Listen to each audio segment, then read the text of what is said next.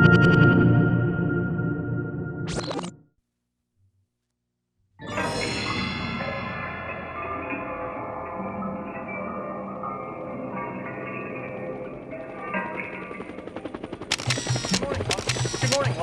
morning, welcome to Aaron Mills Town Center.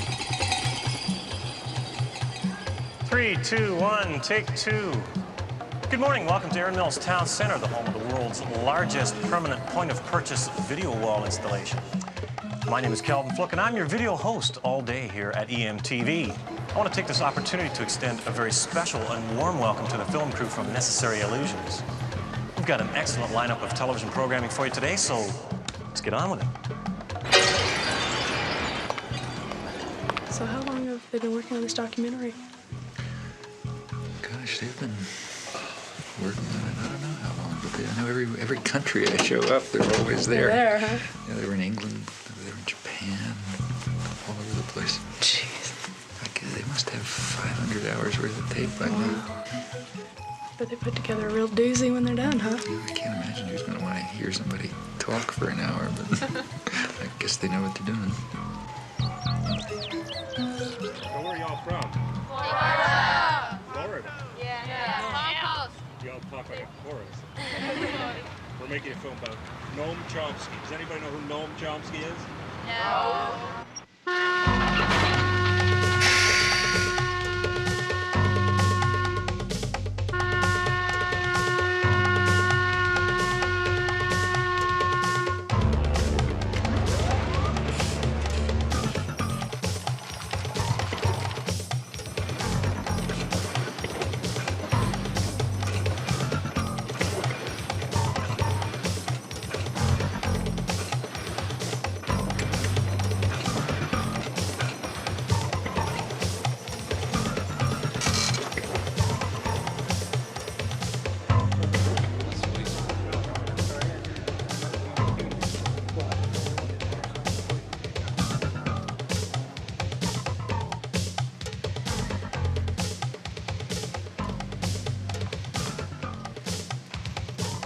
Good afternoon and welcome to Wyoming Talks. My guest today is well-known intellectual Noam Chomsky.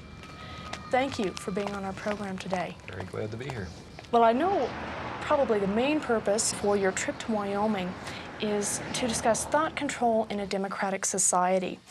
Now, I'd say I'm just Jane, USA, and I say, well, gee, this is a democratic society, and what do you mean thought control? I make up my own mind. I create my own destiny. What would you say to her? Mm-hmm. Well, I would suggest that Jane take a close look at the way the media operate, the way the public relations industry operates, the extensive thinking that's been going on for a long, long period about the necessity for finding ways to marginalize and control the public in democratic society.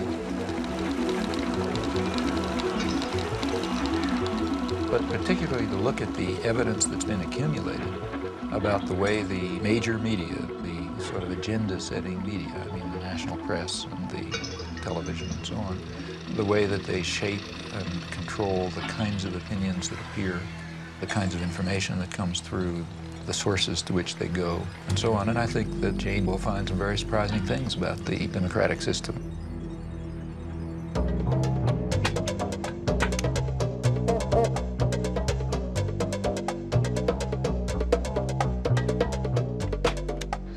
I'd like to welcome all of you to this lecture today.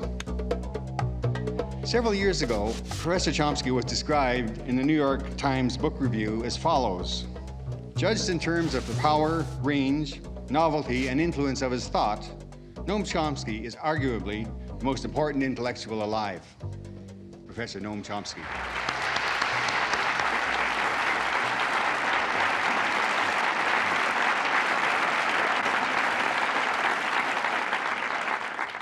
I gather there are some people out behind that blackness there, but if I don't look you in the eye, it's because I don't see you. All I see is the blackness.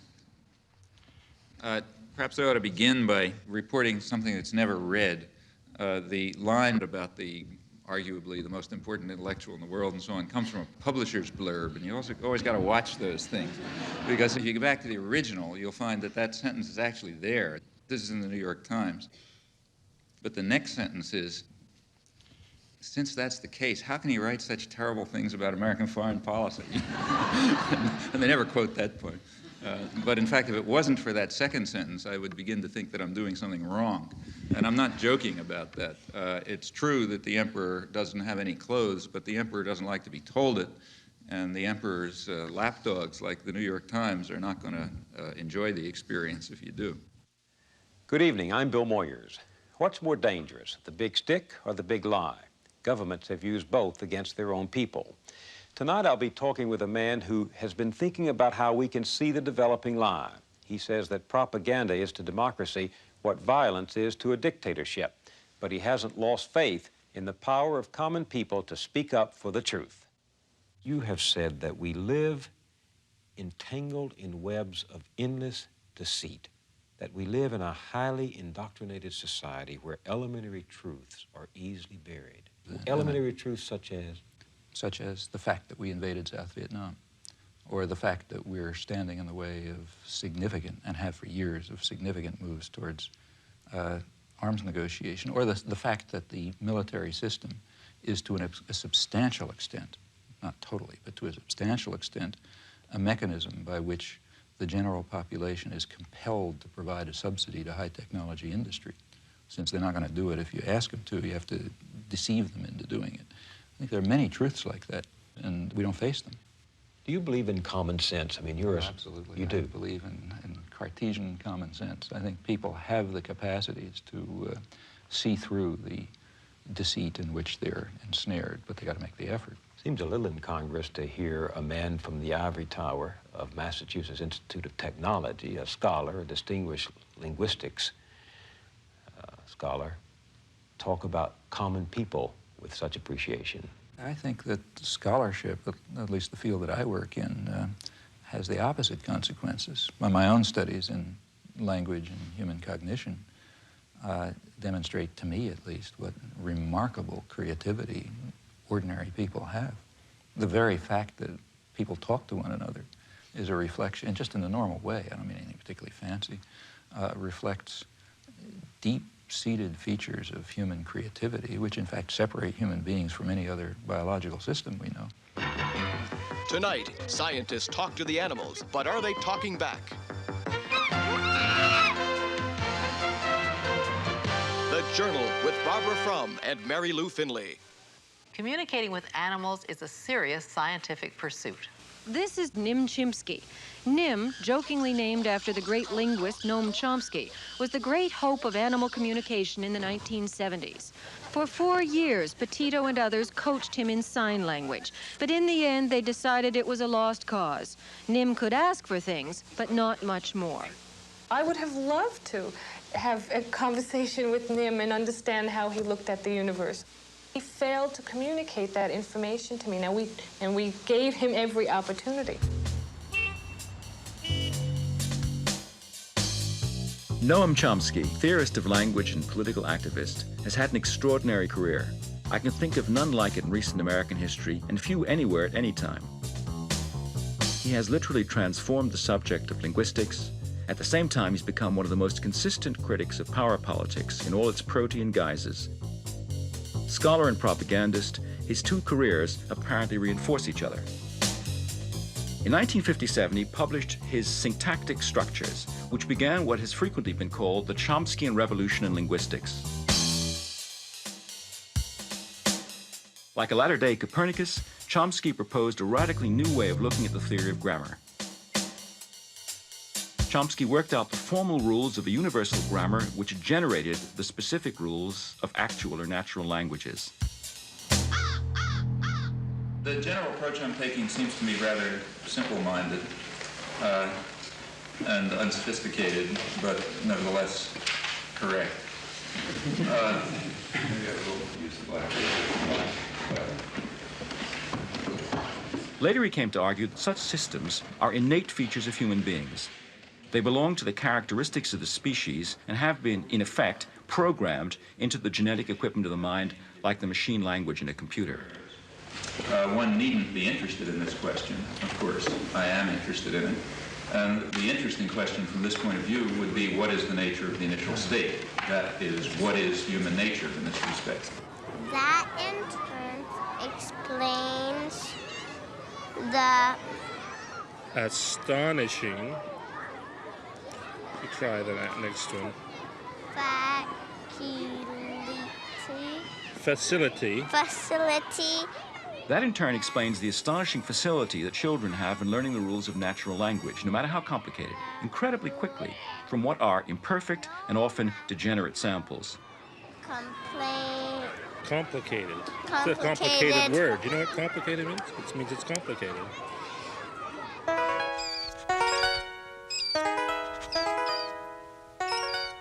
If, in fact, our minds were a blank slate and experience wrote on them, we would be very impoverished creatures indeed. So the obvious hypothesis is that our language is the result of the unfolding of a genetically determined program. Well, plainly, there are different languages. In fact, the apparent variation of languages is quite superficial. It's certain, as certain as anything else, is that humans are not genetically programmed to learn one or another language. So you bring up a Japanese baby in Boston, it'll speak Boston English, and you bring up my child in Japan, it'll speak Japanese. And that means that from that it simply follows by logic that the basic structure of the languages must be essentially the same. Our task as scientists is to try to determine exactly what those fundamental principles are that cause the knowledge of language to unfold in the manner in which it does under particular circumstances. And incidentally, I think there is no doubt the same must be true of other aspects of human intelligence and systems of understanding and interpretation and moral and aesthetic judgment and so on. The implications of these views have washed over the fields of psychology, education, sociology, philosophy, literary criticism, and logic. In the 50s and 60s, the bridge between your theoretical work and your political work seems to have been the attack on behaviorism. But now, behaviorism is no longer an issue, or so it seems. So how does this leave the link between your linguistics and your politics? Well, I've always regarded the link, I've never really perceived much of a link, to tell you the truth. Again, I would be very pleased to be able to discover intellectually convincing connections between my own anarchist convictions on the one hand and what I think I can demonstrate or at least begin to see about the nature of human intelligence on the other. But I simply can't find intellectually satisfying connections between those two domains. I can discover some tenuous points of contact. Il n'y a de créativité possible qu'à partir d'un système de règles. Le problème, alors, là, que je me pose, et où je ne suis pas peut-être tout à fait d'accord avec M. Chomsky, c'est lorsqu'il place ces régularités à l'intérieur, en quelque sorte, de l'esprit ou de la nature humaine. Je me demande si le système de régularité, de contraintes qui rendent possible une science, on ne peut pas les trouver ailleurs, en dehors même de l'esprit humain, dans des formes sociales, dans des rapports de production, dans des luttes de classe, etc. If it is correct, as I believe it is, that a fundamental element of human nature is the need for creative work, for creative inquiry, for free creation without the arbitrary limiting effects of coercive institutions, then, of course, it will follow that a decent society should maximize the possibilities for this fundamental human characteristic to be realized. Now, a federated, decentralized system of free associations incorporating economic as well as social institutions would be what I refer to as anarcho-syndicalism, and it seems to me that it is the appropriate form of social organization for an advanced technological society in which human beings do not have to be forced into the position of tools, of cogs in a machine. Since the 1960s, Noam Chomsky has been the voice of a very characteristic brand of rationalist libertarian socialism. He's attacked the abuses of power wherever he saw them. He's made himself deeply unpopular by his criticism of American policy, the subservience of the intelligentsia, the degradation of Zionism, the distortions of media and self-delusions of prevailing ideologies.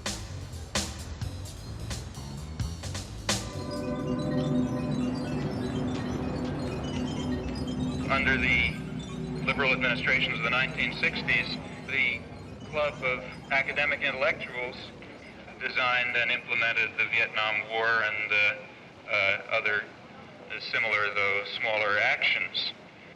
This particular community is a very relevant one to consider at a place like MIT because, of course, you're all free to enter this community. In fact, you're invited and encouraged to enter the community of technical intelligentsia and weapons designers and counterinsurgency experts and pragmatic planners of an American empire is one that you have a great deal of inducement to become associated with. The inducements, in fact, are very real. The rewards in power and affluence and prestige and authority are quite real. Jamie. This came with the mail. Be with you in a second. Oh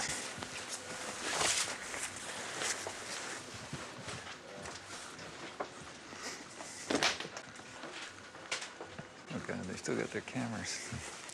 Okay. Huh? I want to start. In your essay, Language and Freedom, you write, social action must be animated by a vision of a future society. I was wondering what vision of a future society animates you? Oh, well, I have my own ideas as to what a future society should look like. I've written about them. I mean, I think that we should, at the most general level, we should be seeking out forms of authority and domination and challenging their legitimacy. Now, sometimes they are legitimate. That is, let's say, they're needed for survival. So, for example, I wouldn't suggest that during the Second World War, the forms of authority, we had a totalitarian society, basically, and I thought there was some justification for that under the wartime conditions. And there are other forms of, relations between parents and children, for example, involve forms of coercion, which are sometimes justifiable. But any form of coercion and control requires justification, and most of them are completely unjustifiable. Now, at various stages of human civilization, it's been possible to challenge some of them, but not others. Others are too deep-seated, or you don't see them, or whatever. And so at any particular point, you try to detect those forms of authority and domination which are subject to change and which do not have any legitimacy, in fact, which often strike at fundamental human rights and your understanding of fundamental human nature and rights. Well, what are the major things, say, today? There are some that are being addressed in a way. The feminist movement is addressing some. The civil rights movement is addressing others. The one major one that's not being seriously addressed is the one that's really at the core of the system of domination, and that's private control over resources. And that means an attack on the fundamental structure of state capitalism. Now, I think that's in order. That's not something far off in the future. Your life work. The alphabet has only 26 letters. With these 26 magic symbols, however, millions of words are written every day. Nowhere else are people so addicted to information and entertainment via the printed word. Every day the world comes thumping on the American doorstep, and nothing that happens anywhere remains long a secret from the American newspaper reader. It comes to us pretty casually, the daily paper. But behind its arrival on your doorstep is one of journalism's major stories, how it got there. There is a standard view about democratic societies and the role of the media within them. It's expressed, for example, by Supreme Court Justice Powell when he spoke of the crucial role of the media in affecting the societal purpose of the First Amendment, namely enabling the public to assert meaningful control over the political process. That kind of formulation expresses the understanding that democracy requires free access to information and ideas and opinion, the same conceptions hold not only with regard to the media, but with regard to educational institutions, publishing, the intellectual community generally. It is basic to the health of a democracy that no phase of government activity escape the scrutiny of the press. Here, reporters are assigned to stories fateful not only to our nation, but to all nations. Congress, says the First Amendment, shall pass no law abridging the freedom of the press. And the chief executive himself throws open the doors of the White House to journalists representing papers of all shades of political opinion.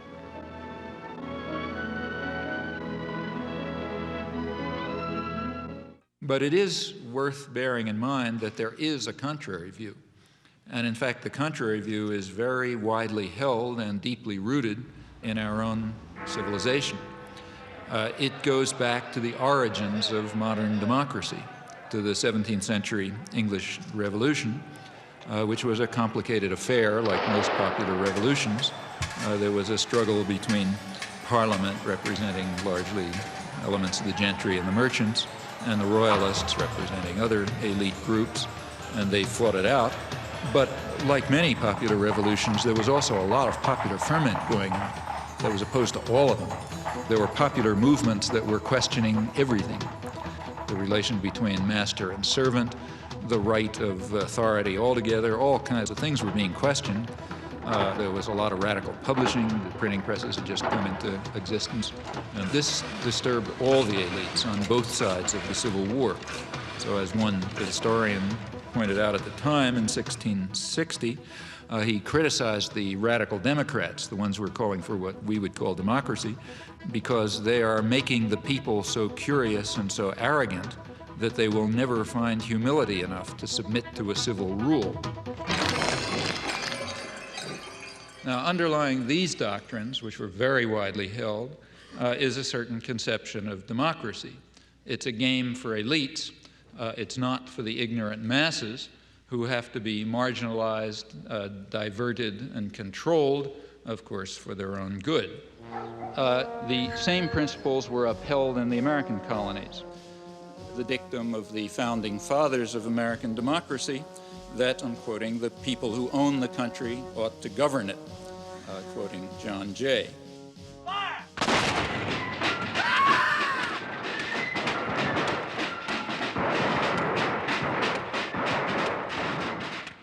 Now, in modern times, for elites, this contrary view about the intellectual life and the media and so on, this contrary view, in fact, is the standard one, I think, apart from rhetorical flourishes.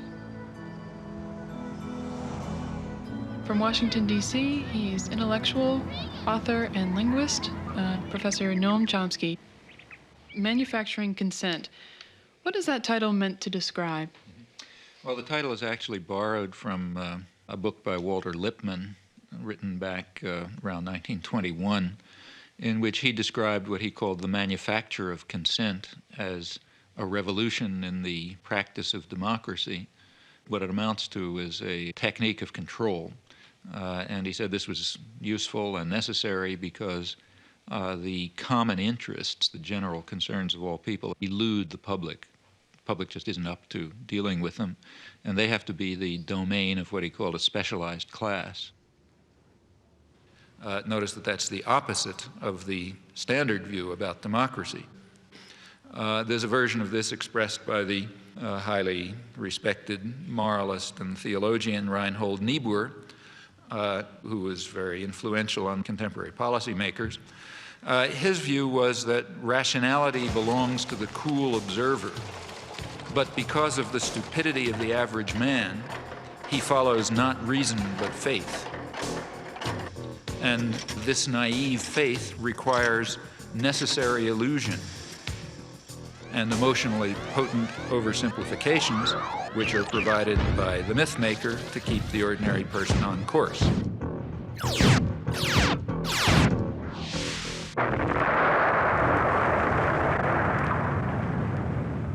It's not the case, as the naive might think, that indoctrination is inconsistent with democracy. Rather, as this whole line of thinkers observes, it's the essence of democracy. The point is that in a military state or a feudal state or what we would nowadays call a totalitarian state, it doesn't much matter what people think because you've got a bludgeon over their head and you can control what they do. But when the state loses the bludgeon, when you can't control people by force, and when the voice of the people can be heard, you have this problem. It may make people so curious and so arrogant that they don't have the humility to submit to a civil rule, and therefore you have to control what people think. And the standard way to do this is the resort to what in more honest days used to be called propaganda, manufacture of consent, creation of necessary illusions, various ways of either marginalizing the general public or reducing them to apathy in some fashion.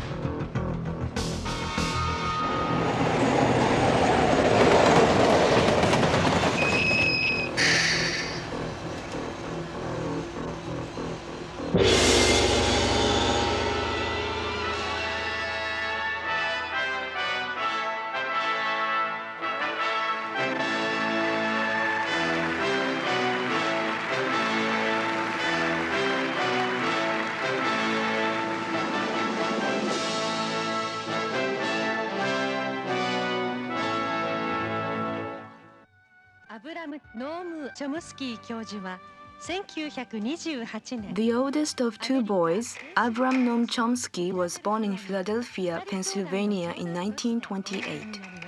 As a Jewish child, the anti-Semitism of the time affected him. Both parents taught Hebrew, and he became fascinated by literature, reading translations of French and Russian classics. He also took an interest in a grammar book written by his father on Hebrew of the Middle Ages.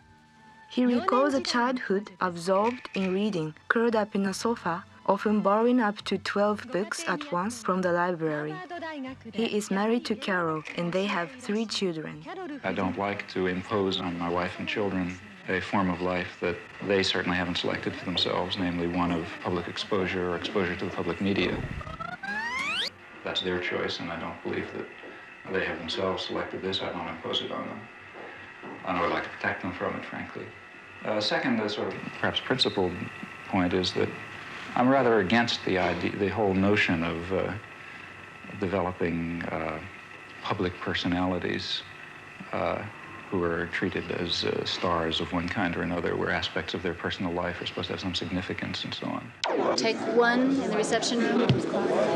You said that you were just like us. You went to school, got good grades, and what made you start being critical, and seeing the different? What started the change? Well, there are all kinds of personal factors in anybody's life. First of all, don't forget I grew up in a depression.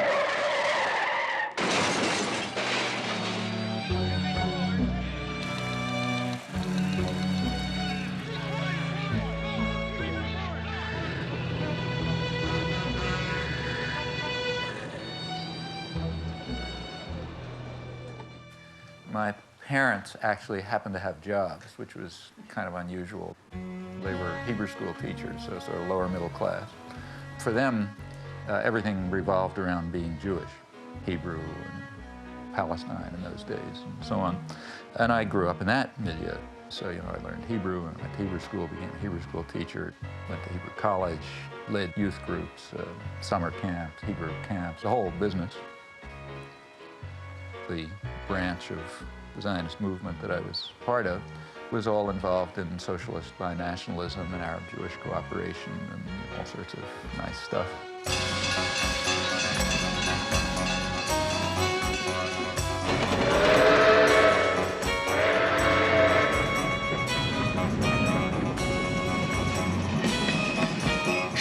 What did they think of your hopping on a train and going up to New York and hanging out at anarchist bookstores on 4th Avenue and talking to They didn't mind your because working class relatives there? I mean, I don't want to totally trust my childhood memories, obviously, but the family was split up. Like a lot of Jewish families, it went in all sorts of directions. There were sectors that were super orthodox. There were other sectors that were very radical and very assimilated and working class intellectuals. And that's the sector that I naturally gravitated towards. It was a very lively intellectual culture. For one thing, it was a working class culture, had working class values, values of solidarity, socialist values, and so on. There was a sense somehow things were going to get better. And an institutional structure was around, the method of fighting, of organizing, of doing things, which had some hope. And I also had the advantage of having gone to a experimental progressive school, to a Deweyite school, which was quite good, run by a university there. And, there was no such thing as competition. There was no such thing as being a good student. I mean, literally, the concept of being a good student didn't even arise until I got to high school. I went to the academic high school and suddenly discovered I'm a good student, which then I hated high school because I had to do all the things you have to do to get into college. But until then, it was kind of a free, pretty open system. And I don't know, there were lots of other things. Well, maybe I was just cantankerous. As a historian, I have read with interest and amazement your long review article of Gabriel Jackson's Spanish Civil War, and that's a very respectable piece of history, and I can appreciate how much work goes into that. When I did that work? When did you do that? I did that work in the early 1940s when I was about 12 years old.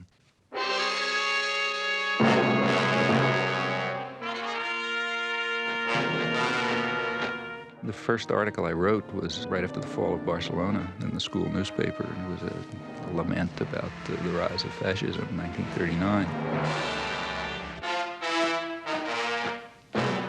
Actually, I guess one of the people who was the biggest influence in my life was an uncle who had never gone past 4th grade. He was, had a background in crime, and then left-wing politics and all sorts of things. But he was a hunchback. And as a result, he could get a newsstand in New York. They had some program for people with physical disabilities. And some of you are from New York, I guess. Well, the 72nd Street kiosk? You know that? Right, that's right. That's where I got my political education. At 72nd Street, there's a place where you come out of the subway, and everybody goes towards 72nd Street. And there were 2 newsstands on that side, which were doing fine. And there's 2 newsstands on the back. And nobody comes out the back, and that's where his newsstand. But it was a very lively place. He was a very bright guy. It was the 30s. There were a lot of emigres, so on. A lot of people were hanging around there. And in the evenings, especially, it was sort of a literary political salon. Every kind of guys hanging around, arguing and talking. And as a kid, like I was 11, 12 years old, the biggest excitement was to work the newsstand. You write in Manufacturing Consent that it's the primary function of the mass media in the United States to mobilize public support for the special interests that dominate the government and the private sector. What are those interests?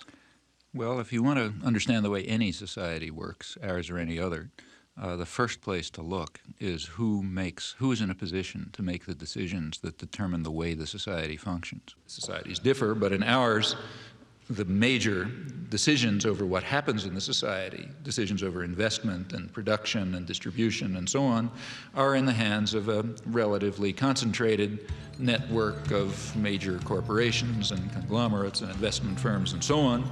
They are also the ones who staff the major executive positions in the government, and they're the ones who own the media, and they're the ones who have to be in a position to make the decisions. They have an overwhelmingly dominant role in the way life happens, what's done in the society.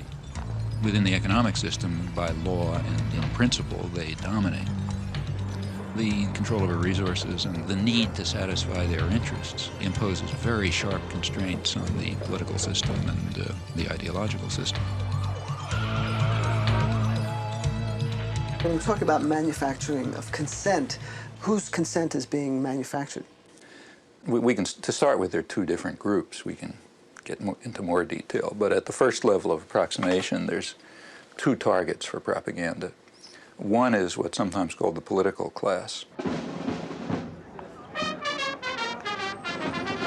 There's maybe 20% of the population, which is relatively educated, more or less articulate, They play some kind of role in decision-making. They're supposed to sort of participate in social life, either as managers or cultural managers, like, say, teachers and writers and so on. They're supposed to vote. They're supposed to play some role in the way economic and political and cultural life goes on. Now, their consent is crucial. It's one group that has to be deeply indoctrinated. Then there's maybe 80% of the population whose main function is to follow orders and not to think, you know, and not to pay attention to anything. And they're the ones who usually pay the costs. All right, Professor Chomsky, Noam, you outlined a model with filters that propaganda is sent through its way to the public. Can you briefly outline those? It's basically an institutional analysis of the major media, what we call a propaganda model. We're talking primarily about the national media, those media that sort of set a general agenda that others more or less adhere to the extent that they even pay much attention to national or international affairs. Now, the elite media are the sort of the agenda-setting media. That means the New York Times, the Washington Post, the major television channels, and so on. They set the general framework. The local media more or less adapt to their structure. World News. Get a soundbite that says that there's a beachhead. I think 628 is a good one. Yeah, but I think 6 is a good start. This is the operative soundbite for us. He's out. He really knows how to time this. He's got a minute for all the time, so that's. I love this soundbite. Okay, well. And they do this in all sorts of ways, by selection of topics, by distribution of concerns, by emphasis and framing of issues, by filtering of information, by bounding of debate within certain limits. 2.5 minutes to air. 45 seconds. They determine, they select, they shape, they control, they restrict in order to serve the interests of dominant elite groups in the society. There is an unusual amount of attention focused today on the 5 nations of Central America. This is Democracy's Diary. Here for our instruction are triumphs and disasters, the pattern of life's changing fabric. Here is great journalism, a revelation of the past, a guide to the present, and a clue to the future.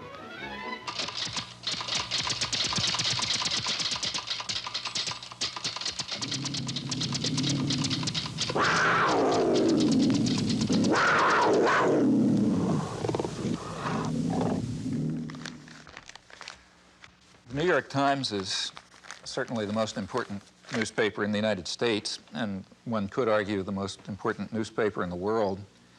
The New York Times plays an enormous role in shaping the perception of the current world on the part of the politically active, educated classes. Also, the New York Times has a special role, and I believe its editors probably feel that they bear a heavy burden in the sense that the New York Times creates history. What happened years ago may have a bearing on what happens tomorrow. Millions of clippings are preserved in the Times library, all indexed for instant use, a priceless archive of events and the men who make them. That is, history is what appears in the New York Times archives. The place where people will go to find out what happened is the New York Times. Therefore, it's extremely important, if history is going to be shaped in an appropriate way, that certain things appear, certain things not appear, certain questions be asked, other questions be ignored, and that issues be framed in a particular fashion. Now, in whose interests is the history being so shaped? Well, I think that's not very difficult to answer. The process by which people make up their minds on this is a much more mysterious process than you would ever guess from reading Manufacturing Consent. There is a saying about legislation that legislation is like making sausage, that the less you know about how it's done, the better for your appetite. The same is true of this business. If you're in a conference in which decisions are being made on what to put on page 1 or whatnot, you would get, I think, the impression that important decisions were being made in a flippant and frivolous way. But in fact, given the pressures of time to trying to get things out, you resort to a kind of a shorthand. And you have to fill that paper up every day. It's curious in a kind of a mirror image way that Professor Chomsky is in total accord with Reed Irvine, who at the right-wing end of the spectrum says exactly what Chomsky does about the insinuating influence of the press, of the big media, as, quote, agenda setters, to use one of the great buzzwords of the time. And, of course, Reed Irvine sees this as a left-wing conspiracy of foisting liberal ideas in both domestic and foreign affairs on the American people. But in both cases, I think that the premise really is an insult to the intelligence of the people who consume news. Now, to eliminate confusion, all of this has nothing to do with liberal or conservative bias. According to the propaganda model, both liberal and conservative wings of the media, whatever those terms are supposed to mean, fall within the same framework of assumptions. In fact, if the system functions well, it ought to have a liberal bias, or at least appear to, because if it appears to have a liberal bias, that will serve to bound thought even more effectively. In other words, if the press is indeed adversarial and liberal and all these bad things, then how can I go beyond it? They're already so extreme in their opposition to power that to go beyond it would be to take off from the planet. So therefore, it must be that the presuppositions that are accepted in the liberal media are sacrosanct, can't go beyond them. And a well-functioning system would in fact have a bias of that kind. The media would then serve to say, in effect, thus far and no further. We ask, what would you expect of those media on just relatively uncontroversial, guided free market assumptions? And when you look at them, you find a number of major factors entering into determining what their products are. These are what we call the filters. So one of them, for example, is ownership. Who owns them? The major agenda-setting media, after all, what are they? As institutions in the society, what are they? Well, in the first place, they are major corporations, in fact, huge corporations. Furthermore, they're integrated with and sometimes owned by even larger corporations, conglomerates, so for example, by Westinghouse and GE and so on.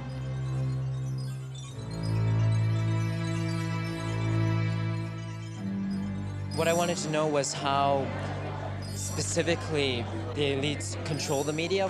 What I mean is, I guess... It's like asking, how do the elites control General Motors? Well, why isn't that a question? I mean, General Motors is an institution of the elites. They don't have to control it. They own it. You know? Except, I guess, at a certain level, I think, like, I guess I work with student press, so I know, like, reporters and stuff. The elites don't control the student press, but I'll tell you something. You try in the student press to do anything that breaks out of conventions, and you're going to have the whole business community around here down on your neck, and the university's going to get threatened, and, you know, I mean, maybe nobody will pay any attention to you, that's possible. But if you get to the point where they don't stop paying attention to you, the pressures will start coming. Because there are people with power. There are people who own the country, and they're not going to let the country get out of control. What do you think about that? This is the old cabal theory that somewhere there's a room with a baize-covered desk, and there are a bunch of capitalists sitting around, and they're pulling string. These rooms don't exist. I mean, I hate to tell Noam Chomsky this. You don't share that. I think it is the most absolute rubbish I've ever heard. This is the current fashion in the universities. You know, it's patent nonsense, and I think it's nothing but a fashion. It's a way that intellectuals have of feeling like a clergy. I mean, there has to be something wrong.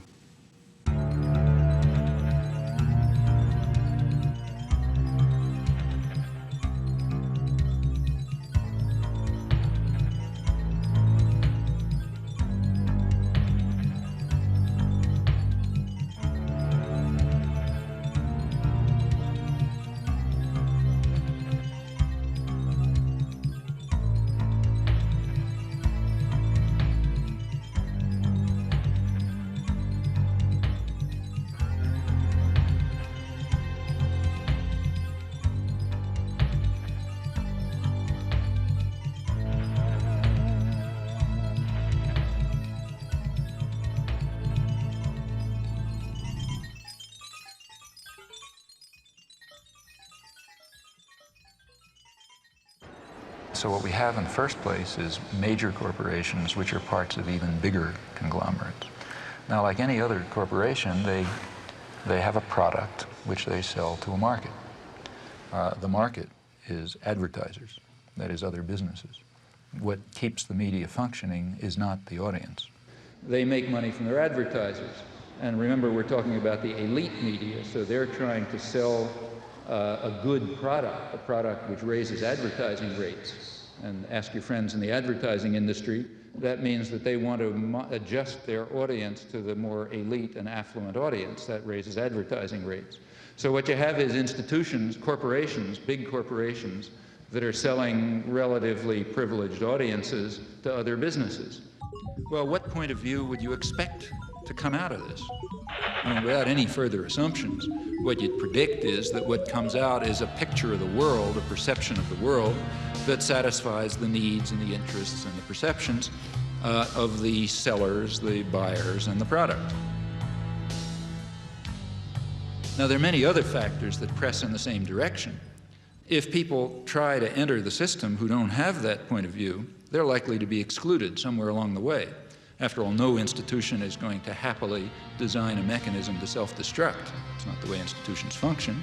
So they all work to exclude or marginalize or eliminate dissenting voices or alternative perspectives and so on because they're dysfunctional. They're dysfunctional to the institution itself. Do you think you've escaped the ideological indoctrination of the media and of society that you grew up in? Have I? Mm-hmm. Often not. I mean, when I look back and think of the things that I haven't done that I should have done, it's very, it's not a pleasant experience. So what's the story of young Noam in the schoolyard? Yeah, I mean, that was a personal thing for me. I don't know why it should interest anyone else, but I do remember. Well, you drew certain conclusions from Well, it. yeah, I mean, it had a big influence on me. I mean, I remember when I was about 6, I guess, first grade. There was the standard fat kid who everybody made fun of, and I remember in the schoolyard, he was on standing on right outside the school classroom, and a bunch of kids outside sort of taunting him, and so on. And one of the kids actually brought over his older brother, sort of like from 3rd grade instead of 1st grade, big kid.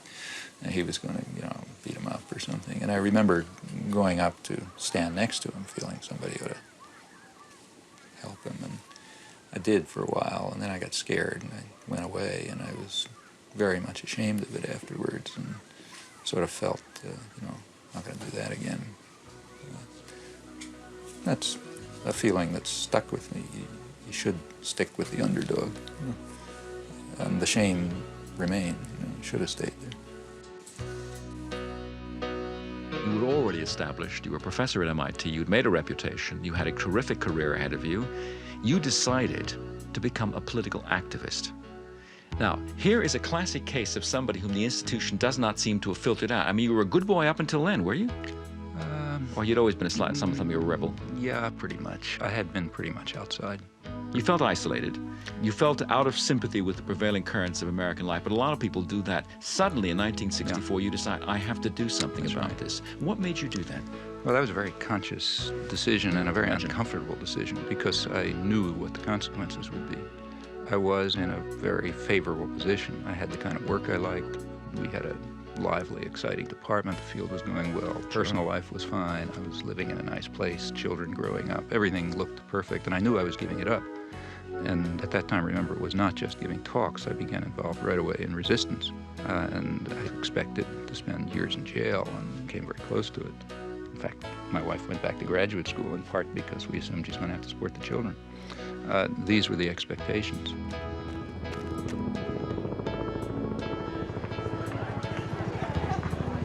And I recognized that if I returned to these interests, which were the dominant interests of my own youth, life would become very uncomfortable. Because I know that in the United States, you don't get sent to a psychiatric prison, and they don't send a death squad after you, and so on. But there are definite penalties for breaking the rules. So these were real decisions. And it simply seemed at that point that it was just hopelessly immoral not to. I'm Noam Chomsky. I'm on the faculty at MIT, and I've been getting more and more heavily involved in anti-war activities for the last few years.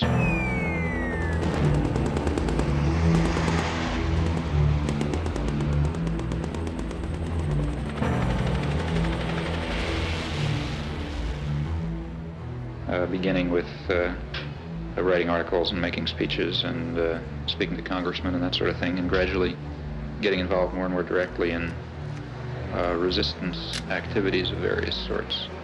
I've come to the feeling myself that the most effective form of political action that is open to a responsible and concerned citizen at the moment is action that really involves direct resistance, refusal to take part in what I think are war crimes, to raise the domestic cost of American aggression overseas through non-participation and support for those who are refusing to take part, in particular draft resistance throughout the country.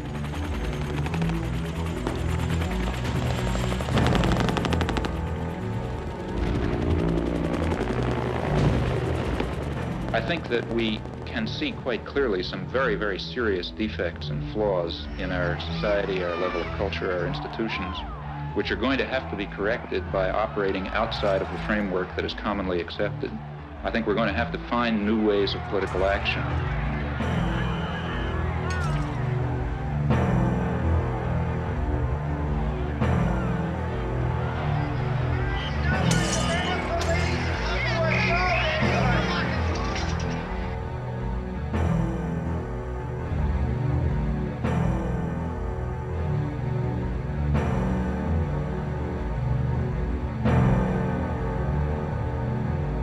I rejoice in your disposition to argue the Vietnam question, especially when I recognize what an act of self-control this must involve. It does. Sure. It really does. Sure. I mean, I think that And this is you're the doing kind of very issue well. You're where, doing very well. you know, sometimes I lose my temper. Maybe not tonight. Maybe not tonight.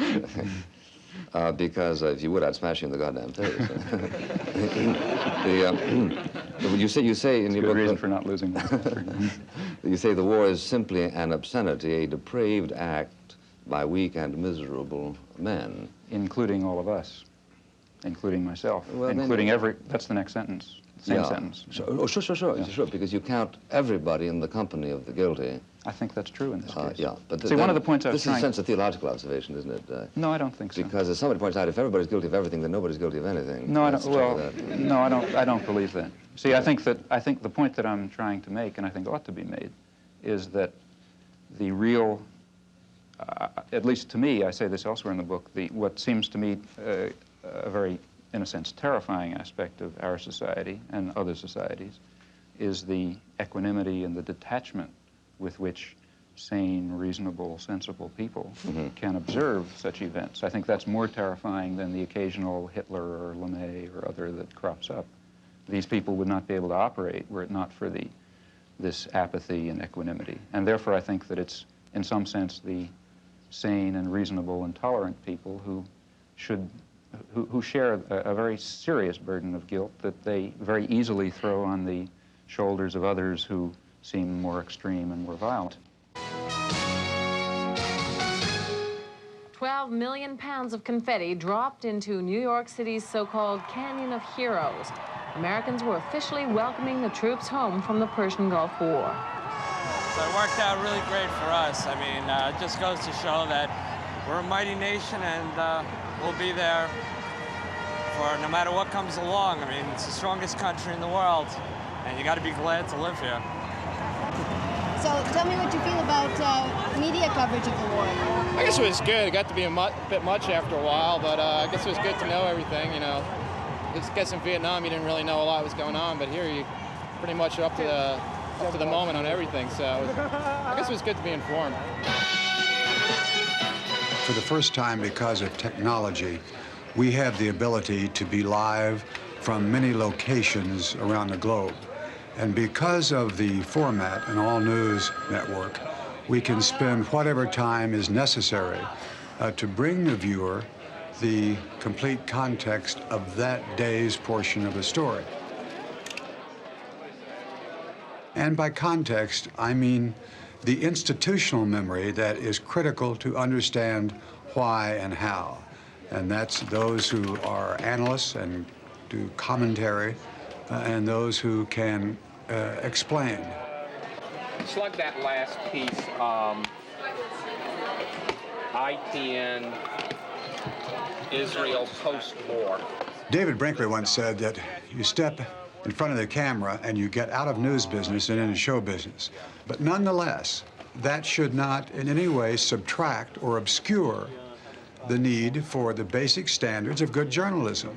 Pat, hang tight. Let me give you a lead for Salinger right now, okay? President Bush and Prime Minister Major have closed or have almost rejected the Soviet peace efforts. Okay, in Saudi Arabia, the door is being left open. Rick Salinger is standing by live in Riyadh with the latest. All but closed. Yeah, all but closed. Right. Accuracy, speed, a fair approach, honesty and integrity within the reporter to try and bring the truth, whatever the truth may be. Going to war is a serious business. In a totalitarian society, the dictator just says we're going to war and everybody marches. And with this weapon of human brotherhood in our hands, we are seeing the war for men's minds not as a battle of truth against lies, but as a lasting alliance pledged in faith with all those millions driving forward to create the true new order, the world order of the people first, the people before all. In a democratic society, the theory is that if the political leadership is committed to war, they present reasons, and they got a very heavy burden of proof to meet because a war is a very catastrophic affair, as this one proved to be. The role of the media at that point is to present the relevant background. For example, the possibilities of peaceful settlement, such as what they may be, have to be presented, and then to present, to offer a forum, in fact, encourage a forum of debate over this very dread decision to go to war and, in this case, kill hundreds of thousands of people and leave two countries wrecked and so on. That never happened. There was never, well, you know, when I say never, I mean 99.9% of the discussion excluded the option of a peaceful settlement. At Washington's Office of War Information falls one of the most vital and constructive tasks of this war. This is a people's war, and to win it, the people ought to know as much about it as they can. This office will do its best to tell the truth and nothing but the truth, both at home and abroad. First weapon in this worldwide strategy of truth is the great machine of information represented by the free press, with its powers of molding public thought and leading public action, with all its lifelines for the exchange of new ideas between fighting nations spread across the earth. And every time George Bush would appear and say there will be no negotiations, there would be, 100 editorials the next day lauding him for going the last mile for diplomacy. If he said you can't reward an aggressor, instead of cracking up in ridicule the way people did in civilized sectors of the world, like the whole third world, the media said, oh man, a fantastic principle, The invader of Panama, the only head of state, stands condemned for aggression in the world. The guy who was head of the CIA during the Timor aggression, he says aggressors can't be rewarded. The media just applauded. The motion picture industry, with its worldwide organization of newsreel camera crews, invaluable for bringing into vivid focus the background drama and perspectives of the war. Mobilized, too, in this all-out struggle for men's minds are the radio networks, with all their experience in the swift reporting of great occasion and event. From every strategic center and frontline stronghold, their reporters are sending back the lessons of new tactics, new ways of war. The result was it's a media war. There's tremendous fakery all along the line. The UN is finally living up to its mission, wondrous sea change, the New York Times told us. The only wondrous sea change was that for once the United States didn't veto a Security Council resolution against aggression. People don't want a war unless you have to have one. And they would have known that you don't have to have one. Well, the media kept people from knowing that. And that means we went to war very much in the manner of a totalitarian state, thanks to the media subservience. That's the big story.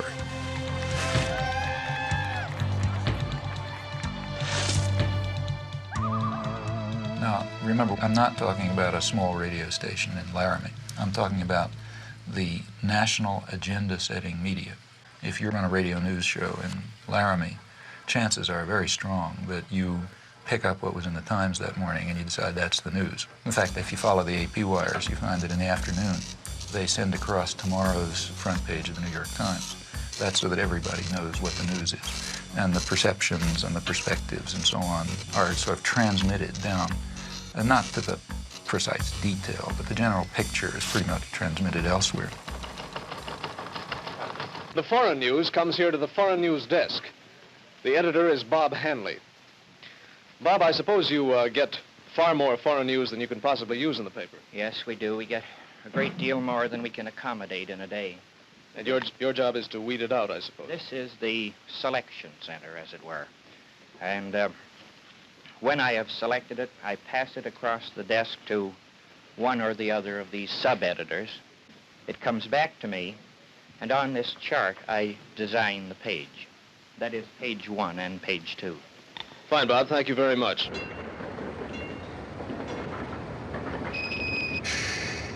Why do you want to make a film about media for? Well, Such a nice, quiet town. it's a beautiful town. Well, we're making a film about the mass media, so we thought, whatever, Oh, yeah. what a good place You to want to know come. where they got the name? So maybe you could start by introducing yourself. Yes, I'm Bowden Senko. I'm the Main Street manager and the executive director of the Media Business Authority, and we are in Media, Delaware County, in the southeastern part of Pennsylvania. Media is called everybody's hometown. The motto was developed as a way to promote the community. We're a very high promotion-conscious community. When you walk through media, you'll be treated very well, and you find that people have taken the idea of being everybody's hometown to heart. The local paper, the Talk of the Town. The Town Talk. Do you read that? Yes, I read the Town Talk, yes. What do you think the difference is between the Wall Street Journal and the Talk of Oh, well, I mean, the Town Talk is completely local news, and it's fun. It's nice to read. It's interesting. You read about your neighbors and see what's going on in the school district and things like that. We're in business to make bucks, just like the big daily newspapers and just like the big radio stations, and we do quite well, and rightfully so, because we work very hard at it. I just want to show you a copy of the paper here, the way it is this week. It's plastic wrapped on all 4 sides, weatherproof, and hung on everybody's front door. And many times you'll find that this paper runs well over 100 pages a week. This particular edition, you have to remember there are 5 editions. This happens to be the Central Delaware County edition, which is the edition that covers Media, Pennsylvania. What you see here now is the advertising and composition department. Say hello, guys, will you? Hi. Hi. And what we're doing now is we're putting red dots, green dots, and yellow dots up on the map, wherever there is a store. Now, the red dots are the stores that don't advertise with us at all. The green dots are the ones that advertise with us every week, and the yellow dots are the ones that run sporadically. Now, we have computer printouts of every one of these stores, and what we do is we take the printouts of all the red dots, which are the bad guys, and what our idea is to turn these red dots into yellow dots and turn the yellow dots into green dots and eventually make them all green dots, so 100% of the stores and 100% of the merchants and the service people advertise in our newspaper every week. That way we won't have any more red dots. I guess there'll always be a few red dots, but I have high hopes that there'll be a lot more green ones or red ones when we're finished. Hi, I'm Jim Morgan. I'm with the Corporate Relations Department of the New York Times, and I'm here to take you on a tour of the New York Times, so let's begin. So they're just taking audio in here. Yeah, they're taking audio in here. Audio. No cameras, no still. We went over this quite thoroughly. They don't even take a still camera in here. We're in the composing room. This is where the pages are composed. This is the typographical area. What's the ratio of news to advertising? 60% ads. This might seem big, but it is average, in fact, below average. Our 60% might include, on some days, maybe 20 pages of classified advertising all to itself, where the rest of the newspapers weighted much heavier news to advertising. But the paper in its entirety, every day, large or small, is 60 ads, 40 news. Well, that completes our tour of the New York Times, and I hope you found it informative, and I hope that you read the New York Times every day of your life from now on. Now, there are other media, too, whose basic social role is quite different. It's diversion. There's the real mass media, the kinds that are aimed at, you know, the guys who Joe Sixpack, that kind. The purpose of those media is just to dull people's brains. This is an oversimplification, but for the 80% or whatever they are, the main thing for them is to divert them, to get them to watch National Football League and to worry about, mother with child with 6 heads or whatever you pick up in the, in the thing that you pick up on the supermarket stands and so on. Or, look at astrology or get involved in, fundamentalist stuff or something, or just get them away, get them away from things that matter. And for that, it's important to reduce their capacity to think. The sports section is handled in another special department. The sports reporter must be a specialist in his knowledge of sports. He gets his story right at the sporting event and often sends it into his paper play-by-play. Take, say, sports.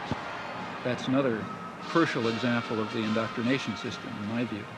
For one thing, because it offers people something to pay attention to that's of no importance, that keeps them from worrying about,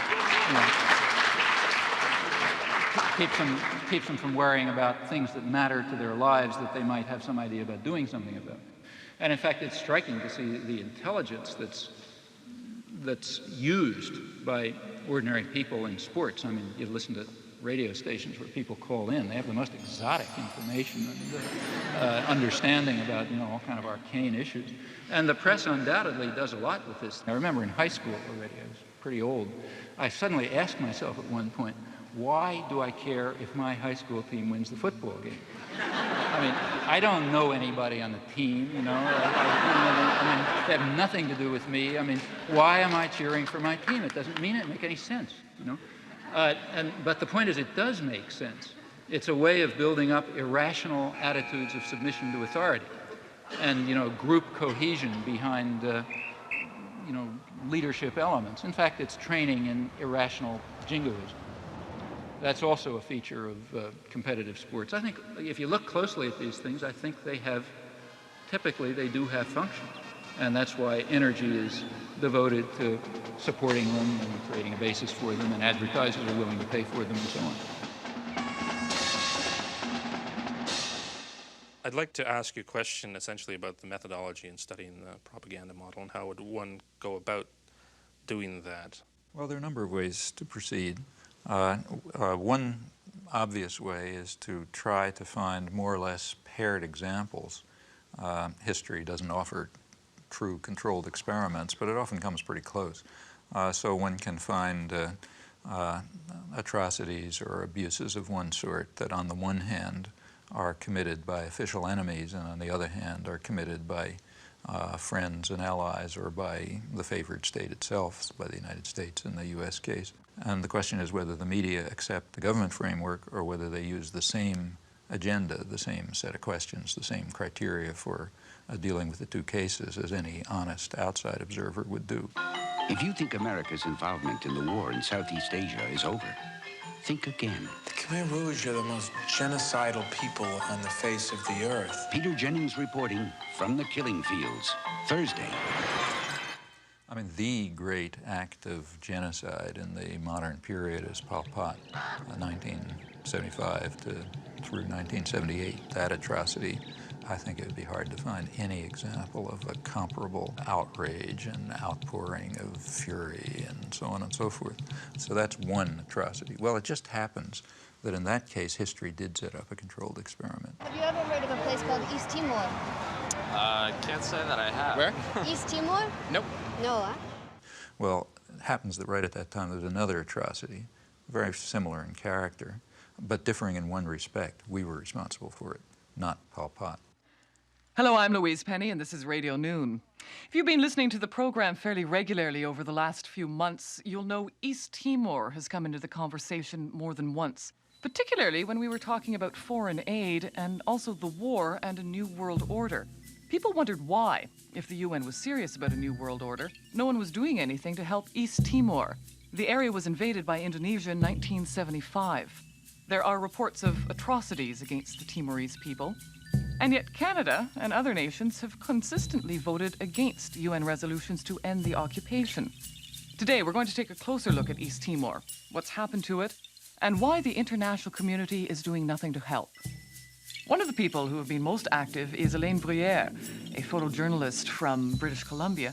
She's the founder of the East Timor Alert Network, and she joins me in studio now. Hello. Hi.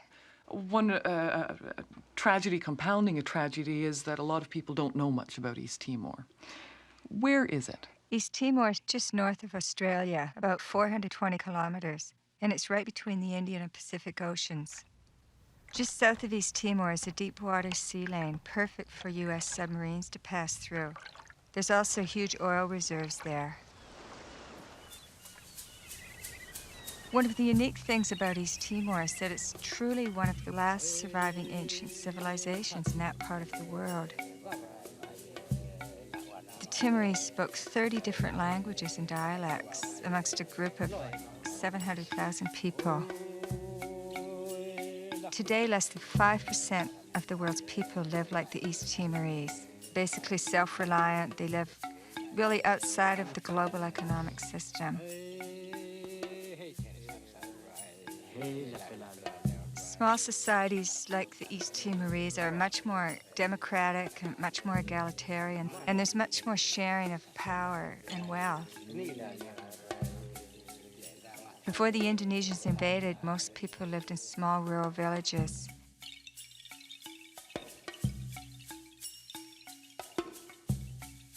The old people in the village were like the university. They passed on tribal wisdom from generation to generation. Children grew up in a safe, stimulating, nurturing environment.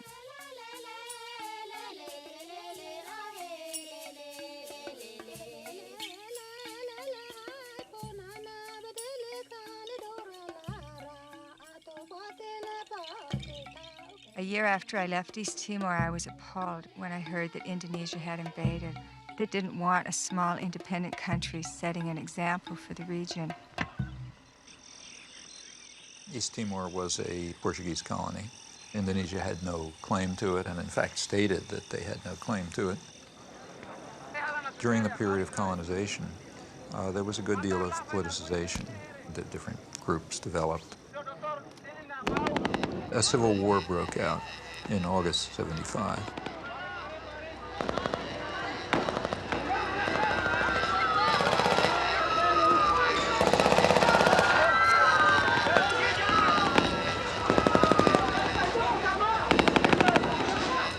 It ended up in a victory for Fredlin, which was one of the groupings, described as populist Catholic in character with some typical leftish rhetoric. Indonesia at once started intervening. What's the situation? When did those ships come in? They start arriving since Monday. 6, 7 boats together, very close to our border. No, they're not there just for fun, you know. They're preparing a massive operation. Something happened here last night that moved us very deeply. It was so far outside our experience as Australians that we'll find it very difficult to convey to you, but we'll try. Sitting on woven mats under a thatched roof in a hut with no walls, we were the target of a barrage of questioning from men who know they may die tomorrow and cannot understand why the rest of the world does not care. That's all they want, for the United Nations to care about what is happening here. The emotion here last night was so strong that we, all three of us, felt we should be able to reach out into the warm night air and touch it. Greg Shackleton at an unnamed village, which we'll remember forever in Portuguese Timor.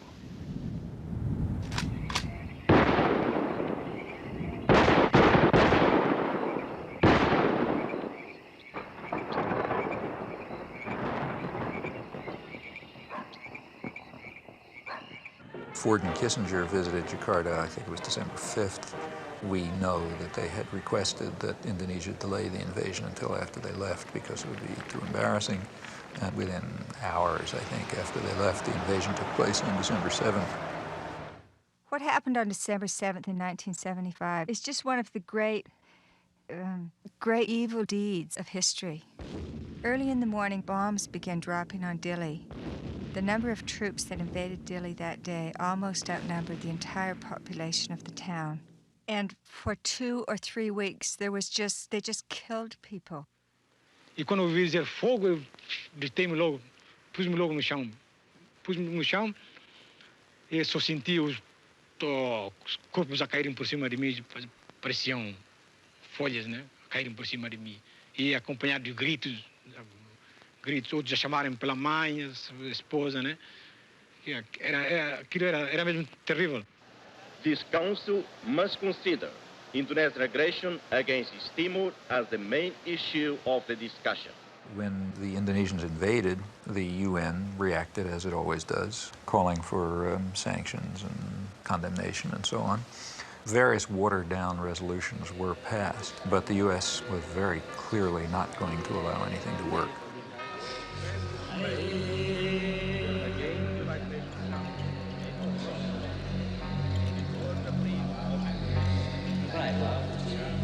So the Timorese were fleeing into the jungles by the thousands. By late 1977-78, Indonesia set up receiving centers for those Timorese who came out of the jungle waving white flags. Those the Indonesians thought were more educated or who were suspected of belonging to Frelimo or other opposition parties were immediately killed. They took women aside and flew them off to Dili in helicopters for use by the Indonesian soldiers. They killed children and babies. But in those days, their main strategy and their main weapon was starvation. By 1978, it was approaching really genocidal levels. The church and other sources estimated about 200,000 people killed. The U.S. backed it all the way. The U.S. provided 90% of the arms. Right after the invasion, arms shipments were stepped up. When the Indonesians actually began to run out of arms in 1978, the Carter administration moved in and increased arms sales, and other Western countries did the same. Canada, England, Holland, and everybody who could make a buck was in there trying to make sure they could kill more Timorese. There is no Western concern for issues of aggression, atrocities, human rights abuses, and so on, if there's a profit to be made from them. Nothing could show it more clearly than this case. It wasn't that nobody had ever heard of East Timor. Crucial to remember that there was plenty of coverage in the New York Times and elsewhere before the invasion. The reason was that there was concern at the time over the breakup of the Portuguese Empire and what that would mean. There was a fear that it would lead to independence or Russian influence or whatever. After the Indonesians invaded, the coverage dropped. There was some, but it was strictly from the point of view of the State Department and Indonesian generals, never a Timorese refugee. As the atrocities reached their maximum peak in 1978, when it really was becoming genocidal, coverage dropped to zero in the United States and Canada, the two countries I've looked at closely, literally dropped to zero. All this was going on at exactly the same time as the great protest of outrage over Cambodia. The level of atrocities was comparable. In relative terms, it was probably considerably higher in Timor. It turns out right in Cambodia in the preceding years, 1970 through 1975, there was also a comparable atrocity for which we were responsible.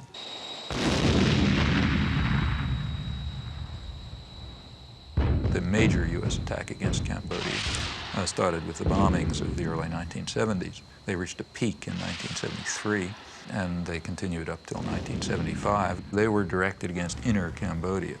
Very little is known about them because the media wanted it to be secret. They knew it was going on, they just didn't want to know what was happening. The CIA estimates about 600,000 killed during that 5-year period, which is mostly either U.S. bombing or a U.S.-sponsored war. So that's pretty significant killing.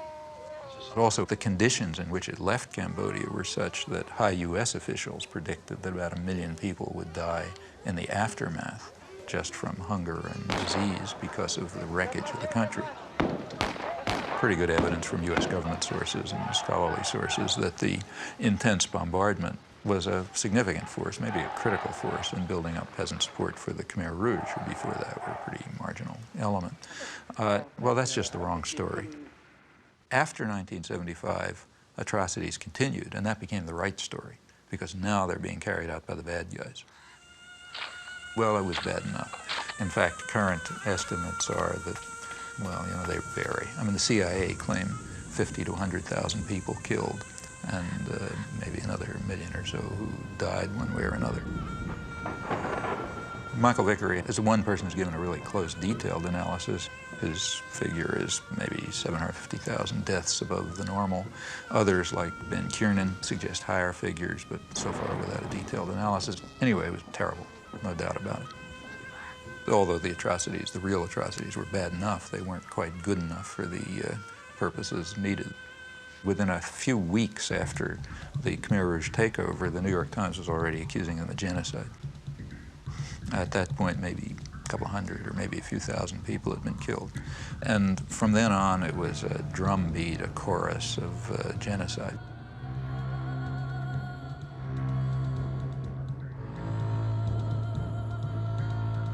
The big bestseller on Cambodia, Pol Pot, is called Murder in a Gentle Land. Up until April 17, 1975, was a gentle land of peaceful, smiling people, and after that, some horrible Holocaust took place. Very quickly, a figure of 2 million killed was hit upon. In fact, what was claimed was that the Khmer Rouge boast of having murdered 2 million people. Facts are very dramatic. In the case of atrocities committed by the official enemy, extraordinary show of outrage. Exaggeration, no evidence required, faked photographs are fine, anything goes. Also, a vast amount of lying. I mean, an amount of lying that would have made Stalin cringe. It was fraudulent, and we know that it was fraudulent by looking at the response to comparable atrocities for which the United States was responsible. Early 70s Cambodia, Timor, two very closely paired examples. Well, the media response was quite dramatic.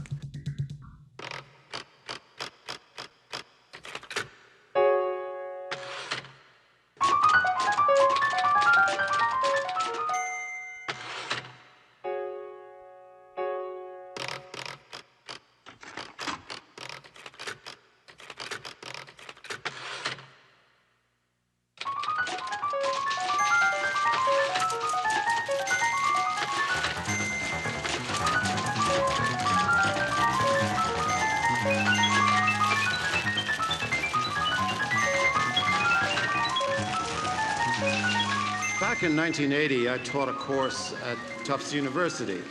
Well, Chomsky came around to this class. He made a very powerful case that the press underplayed the fact that the Indonesian government annexed this former Portuguese colony in 1975. And that if you compare it, for example, with Cambodia, where there was acreage of things, that this was a communist atrocity, whereas the other was not a communist atrocity. Well, I got quite interested in this, and I went to talk to the then deputy foreign editor of the Times. And I said, you know, we've had very poor coverage on this. And he said, you're absolutely right. There are a dozen atrocities around the world that we don't cover. This is one for various reasons. So I took it up. I was working as a reporter and writer for a small alternative radio program in upstate New York, and we received audio tapes of interviews with Timorese leaders.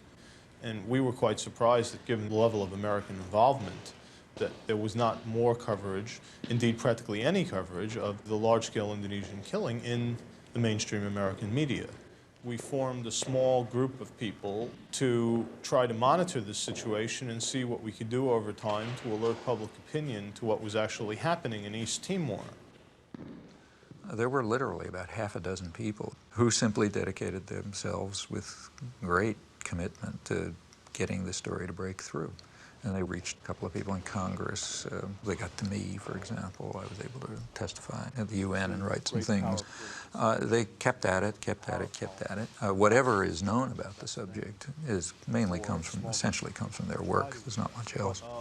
I wrote first an editorial called An Unjust War in East Timor. It had a map, and it said exactly what had happened. We then ran a dozen other editorials on it. They were read, they were entered in the congressional record, and several congressmen then took up the cause, and then something was done in Congress as a result of this. The fact that the editorial page of the New York Times on Christmas Eve published that editorial put our work on a very different level. And it gave a great deal of legitimacy to something that we were trying to advance for a long time, and that was the idea and the reality that a major tragedy was unfolding in East Timor. If one takes literally the various theories that Professor Chomsky puts out, one would feel that there is a tacit conspiracy between the establishment press and the government in Washington to focus on certain things and ignore certain things, so that if we broke the rules, that we would instantly get a reaction, a sharp reaction from the overlords in Washington, who would say, hey, what are you doing speaking up on East Timor? We're trying to keep that quiet. We didn't hear a thing. What we did hear, and this was quite interesting, is that there was a guy named Arnold Cohn, and he became a one-person lobby. I appreciate the nice things that Karl Mayr said about me in his interview, but I object to the notion that a one-man lobby was formed or anything like that. I think that if there weren't a large network composed of the American Catholic Bishops' Conference, composed of other church groups, composed of human rights groups, composed of simply concerned citizens and others, and a network of concern within the news media, I think that it would have been impossible to do anything at all at any time, and it certainly would have been impossible to sustain things for as long as they've been sustained. Professor Chomsky and a lot of people who engage in this kind of press analysis have one thing in common. Most of them have never worked for a newspaper. Many of them know very little about how newspapers work. When Chomsky came around, he had with him a file of all the coverage in the New York Times, the Washington Post, and other papers of East Timor. And he would go to the meticulous degree that if, for example, the London Times had a piece on East Timor, and then it appeared in the New York Times, that if a paragraph was cut out, he'd compare and he'd say, look, this key paragraph right near the end, which is really what tells the whole story, was left out of the New York Times version of the London Times thing.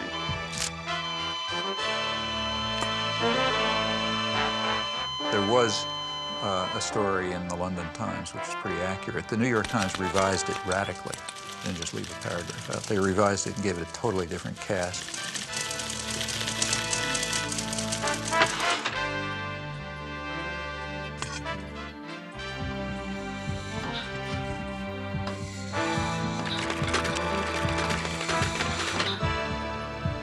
It was then picked up by Newsweek, giving it the New York Times cast. It ended up being a whitewash, whereas the original was an atrocity story. So I said to Chomsky at the time, I said, well, it may be that you're misinterpreting ignorance, haste, deadline pressure, etc., for some kind of determined effort to suppress an element of the story. He said, well, if it happened once or twice or three times, I might agree with you, but if it happens a dozen times, Mr. Meyer, I think there's something else at work. And it's not a matter of happening 1 time, 2 times, 5 times, 100 times. It happened all the time. I said, Professor Chomsky, having been in this business, it happens a dozen times. These are very imperfect institutions. When they did give coverage, it was from the point of view of, it was a whitewash of the United States. Now, you know, that's not an error. That's systematic, consistent behavior, in this case, without even any exception. This is a much more subtle process than you get in the kind of the sledgehammer rhetoric of the people that make a to B equation between what the government does, what people think, and what newspapers say. That sometimes what the Times does can make an enormous difference. At other times, it has no influence whatsoever. So one of the greatest tragedies of our age is still happening in East Timor. The Indonesians have killed up to 1/3 of the population. They're in concentration camps. They conduct large-scale military campaigns against the people who are resisting. Campaigns with names like Operation Eradicate or Operation Clean Sweep. Timorese women are subjected to a forced birth control program. In addition, they're bringing in a constant stream of Indonesian settlers to take over the land. Whenever people are brave enough to take to the streets in demonstrations or show the least sign of resistance, they just massacre them.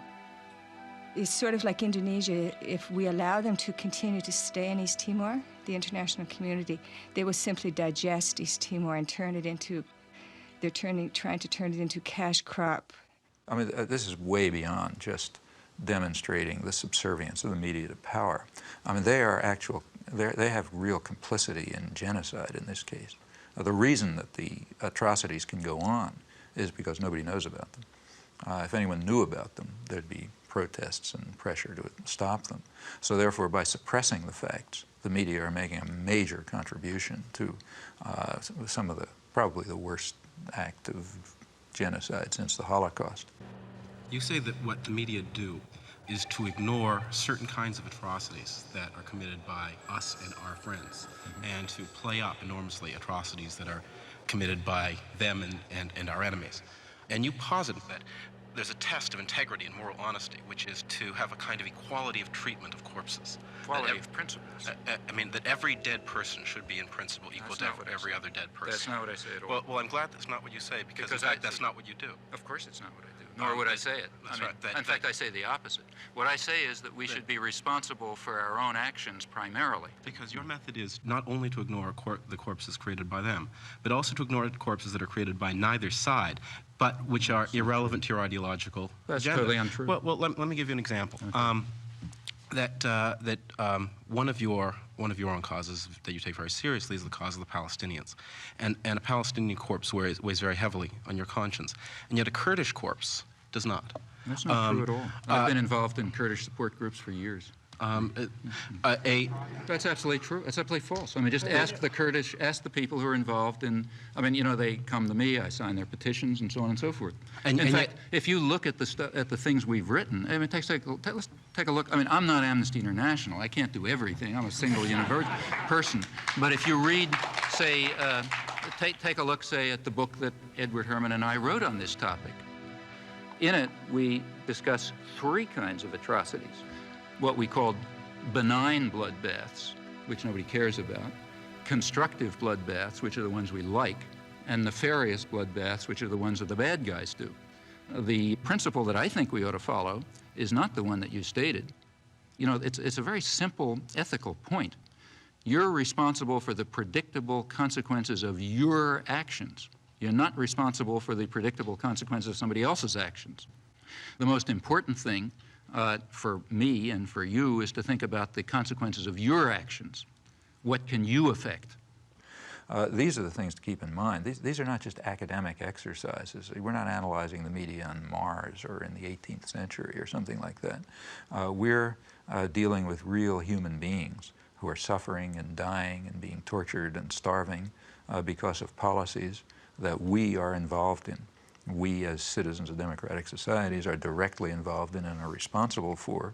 And what the media are doing is ensuring that we do not act on our responsibilities and that the interests of power are served, not the needs of the suffering people, and not even the needs of the American people, who would be horrified if they realized the blood that's dripping from their hands because of the way they're allowing themselves to be deluded and manipulated by the system.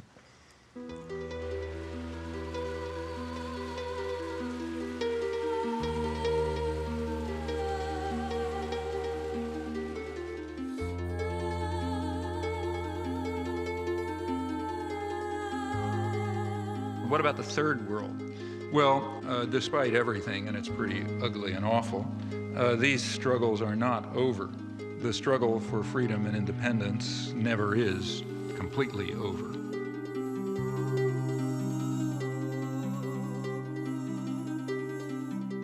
Their courage, in fact, is really remarkable and amazing. I've personally had the privilege, and it is a privilege, of witnessing it a few times in villages in Southeast Asia and Central America, and recently in the occupied West Bank, and it is astonishing to see.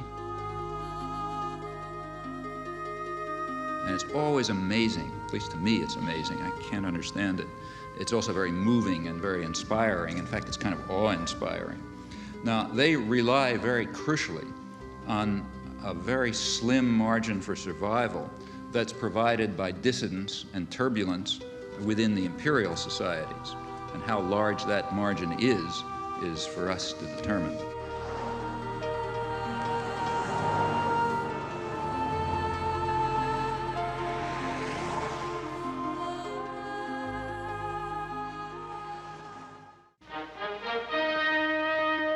In today's On the Spot assignment, we're going to see just what's behind the making of movies. The director and the crew are shooting a documentary film. Let's take a closer look. Bob, this word documentary, what would you say is the difference between a documentary film and a feature movie? Well, there are a good many differences. One would be length. Generally speaking, documentaries are a good deal shorter than feature films. Also, documentaries have something to say in the way of a message. They are informational films. Also, another term that's used interchangeably with documentary is the word actuality films. Bob, is this the thing you hold up in front of the camera before each scene? This is a clapperboard, yes. This identifies on the visual camera the scene number and the take number, and also, as you heard, on the soundtrack. The editor back at the studio puts the two pieces of film together, matches where the lips of the clapper come together, and there you are in sync. Before the break, you were mentioning the media putting forth the information that the power elite want. I'm not sure if I understand, how does the power elite do this, and why do we stand for it? Why does it work so well? Okay, well, I think here we have to, I mean, there are really two questions here. One, is this picture of the media true? And there you have to look at the evidence. I mean, I've given one example, and that shouldn't convince anybody. One has to look at a lot of evidence to see whether this is true. I think anyone who investigates it will find out that the evidence to support it is simply overwhelming. In fact, it's probably one of the best supported conclusions in the social sciences. But the other question is, how does it work? Your choice, huh? I'm the media guy. You're the media. What would you like? I got you an International Herald Tribune. You want that? Anything in a Western language which doesn't include that. What do you got? Financial Times, absolutely. That's the only paper that tells the truth. Did you get the one where they've been debating back and forth? NRC Handelsblatt. Handelsblatt. Okay, that's the...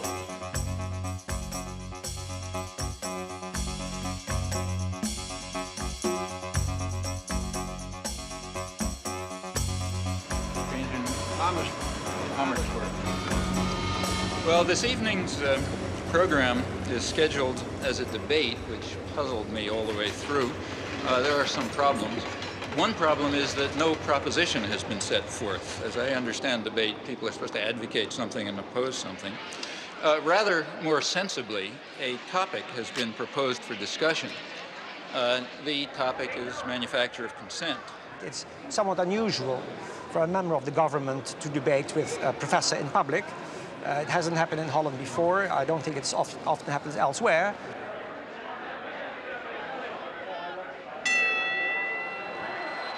Mr. Bolkestein, the floor is yours.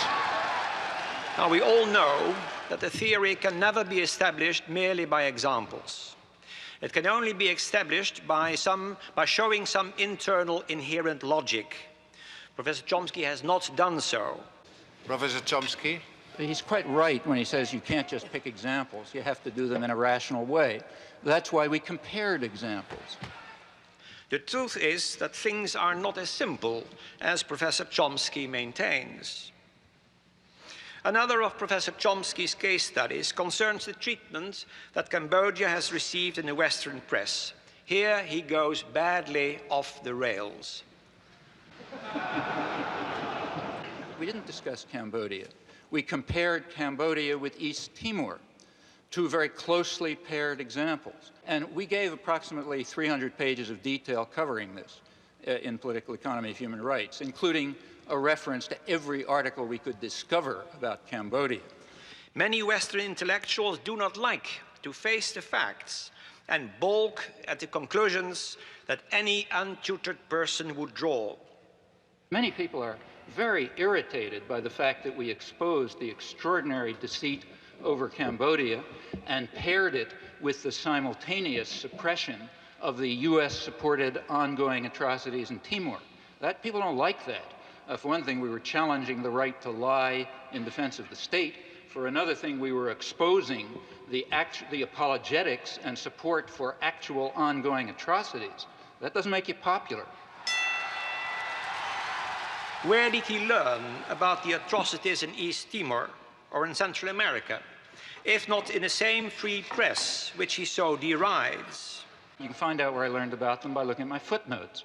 I learned about them from human rights reports, from church reports, from refugee studies, and extensively from the Australian press. There was nothing from the American press because it was silenced. Chairman, this is an attempt at intellectual intimidation. These are the ways of the bully. Professor Chomsky uses the oldest debating trick on record. He erects a man of straw and proceeds to hack away at him. Professor Chomsky calls this the manufacture of consent. I call it the creation of consensus. In Holland, we call it draagvlak, which means foundation. Professor Chomsky thinks it is deceitful, but it is not. In a representative democracy, it means winning people for one's point of view. But I do not think that Professor Chomsky believes in representative democracy. I think he believes in direct democracy. With Rosa Luxemburg, he longs for the creative, spontaneous, self-correcting force of mass action. That is the vision of the anarchist. It is also a boy's dream. Those who believe in democracy and freedom have a serious task ahead of them. What they should be doing, in my view, is dedicating their efforts to helping the despised common people to struggle for their rights and to realize the democratic goals that constantly surface throughout history. They should be serving not power and privilege, but rather their victims. Freedom and democracy are by now not merely values to be treasured, they are quite possibly the prerequisite to survival. It's a conspiracy theory, pure and simple. It is not borne out by the facts. Mr. Chairman, I have to go to Amsterdam. If you'll excuse me, I'm leaving.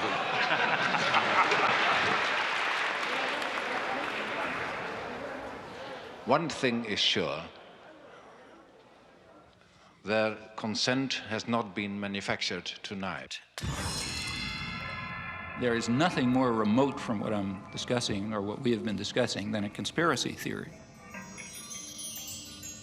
If I give an analysis of, say, the economic system, and I point out that General Motors tries to maximize profit and market share, that's not a conspiracy theory.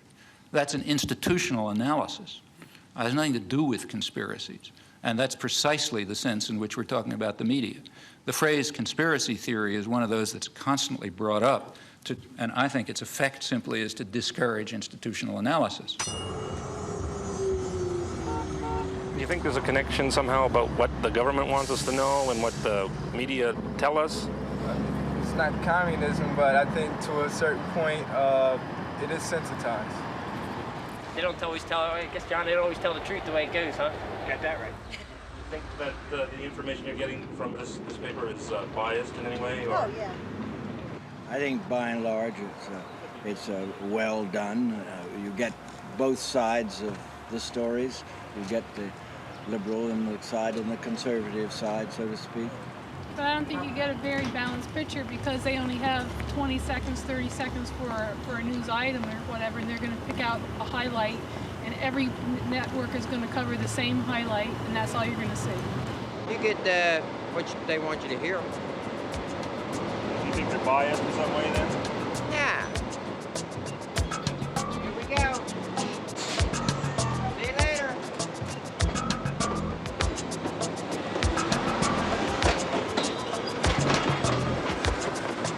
Is it possible for the lights to get a little brighter so I can see somebody out there? Yeah, for the last hour and 41 minutes, you've been whining about how the elite and how the government have been using thought control to keep radicals like yourself out of the public limelight. Now, you're here. I don't see any CIA men waiting to drag you off.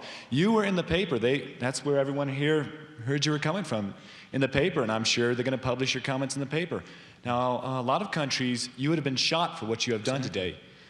So what are you whining about? We are allowing you to speak, and I don't see any thought control. First of all, I hadn't said one word about my being kept out of the limelight. The way it works here is quite different. Now, I don't think you heard what I was saying, but the way it works here is that there is a system of shaping, control, and so on, which gives a certain perception of the world. I gave one example. I'll give you sources where you can find thousands of others. And it has nothing to do with me. It has to do with marginalizing the public and ensuring that they don't get in the way of elites who are supposed to run things without interference. In a review of the Chomsky Reader, it was written that as he's been forced to the margins, he's become strident and rigid. Do you feel this categorization of your later writings is accurate and that you've been a victim of this sort of process you've been describing?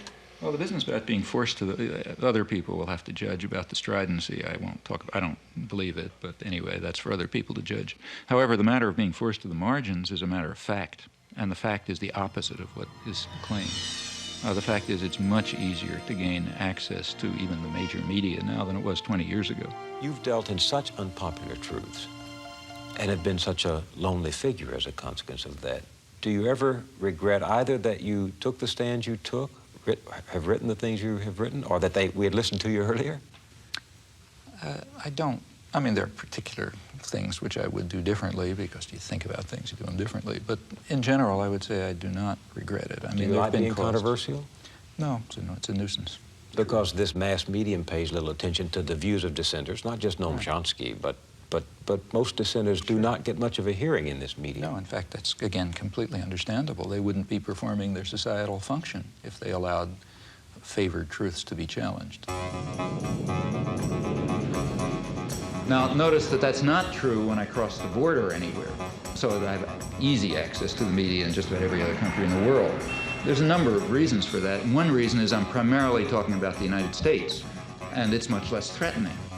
Your view there is that the militarization of the American economy essentially has come about because there are not other means of controlling the American population. In a democratic society. I mean, it may be paradoxical, but the freer the society is, the more it's necessary to resort to devices like induced fear.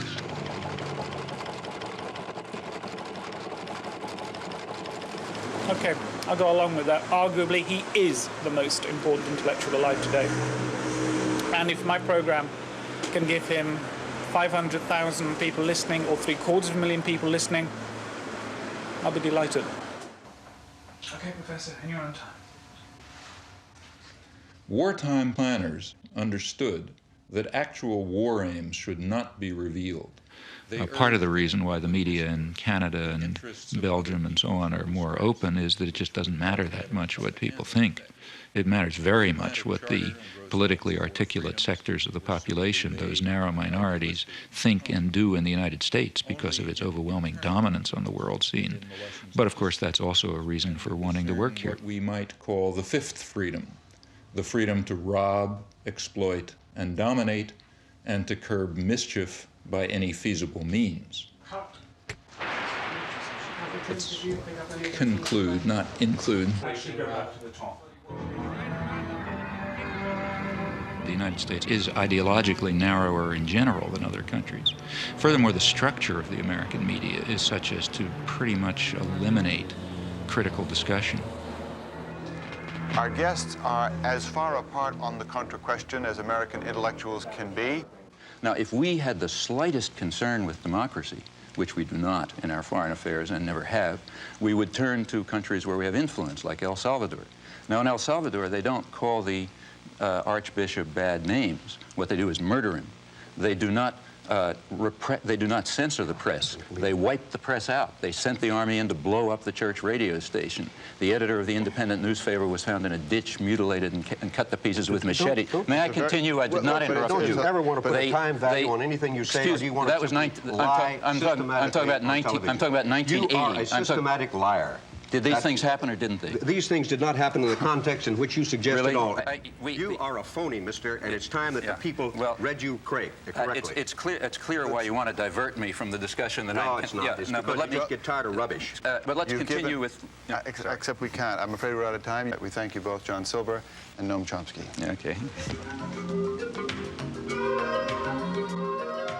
Last time you were here, you spoke about how when you go overseas, you are given access to the mass media.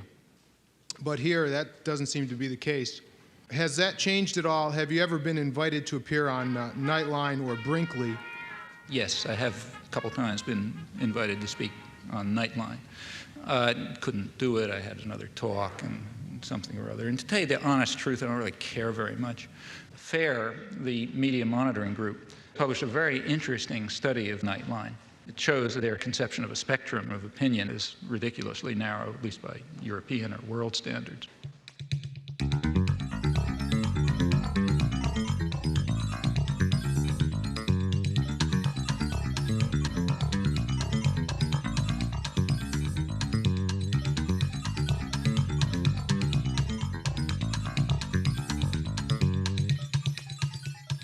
Let me tell you a personal experience. I happened to be in Madison, Wisconsin, on a listener-supported radio station, community radio station, a very good one. I was having an interview with the news director. I've been on that program dozens of times, usually by telephone. And he's very good. He gets to all sorts of people. And he started the interview by playing for me a tape of an interview that he had just had and had broadcast with the guy who's some mucky-muck in Nightline. I think his name is Jeff Greenfield or some such name. Does that name mean anything? I'm Jeff Greenfield for Nightline in New York. What about just in the selection of guests to analyze things? Why is Noam Chomsky never on Nightline? I couldn't begin to tell you. He's one of the leading intellectuals in the entire world. I have no idea. I mean, I can make some guesses.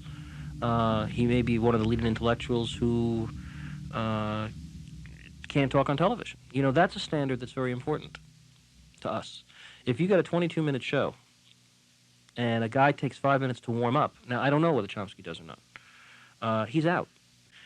One of the reasons why Nightline has the usual suspects is one of the things you have to do when you book a show is know that the person can make the point within the framework of television. And if people don't like that, they should understand it is about as sensible to book somebody who will take 8 minutes to give an answer as it is to book somebody who doesn't speak English. But in the normal given flow, that's another culture-bound thing. We got to have English-speaking people. We also need concision. So Greenfield, or whatever his name is, hit the nail on the head. The U.S. media are alone in that it is, you must meet the condition of concision. You got to say things between two commercials or in 600 words. And that's a very important fact, because the beauty of concision, you know, saying a couple of sentences between two commercials, the beauty of that is that you can only repeat conventional thoughts. I was reading Chomsky 20 years ago. I think his notion, didn't he co-author a new book called Engineering Consent or The Manufacturing of Consent? Mm-hmm. I mean, some of that stuff to me looks like it's from Neptune. This is the first time the Neptune system has been seen clearly by human eyes. These pictures, taken only hours ago by Voyager 2, are its latest contribution. You know, he's perfectly entitled to say that I'm seeing it through a prism, too. But my view of that, of his notions about the limits of debate in this country, is absolutely wacko. Suppose I get up on Nightline, say, and I'm given whatever it is, 2 minutes, and I say Gaddafi's a terrorist, Khomeini's a murderer, you know, et cetera, et cetera. The Russians, you know, invaded Afghanistan, all this sort of stuff. I don't need any evidence. Everybody just nods. On the other hand, suppose you say something that just isn't regurgitating conventional pieties. Suppose you say something that's the least bit unexpected or controversial. Suppose you say, I mean, the biggest international terror operations that are known are the ones that are run out of Washington. Or suppose you say, what happened in the 1980s is the U.S. government was driven underground. Suppose I say the United States is invading South Vietnam, as it was. The best political leaders are the ones who are lazy and corrupt. If the Nuremberg laws were applied, then every post-war American president would have been hanged. The Bible is probably the most genocidal book in our total canon. Education is a system of imposed ignorance. There's no more morality in world affairs fundamentally than there was in the time of Genghis Khan. They're just different, you know, they're just different factors to be concerned with. Now, Chomsky, thank you.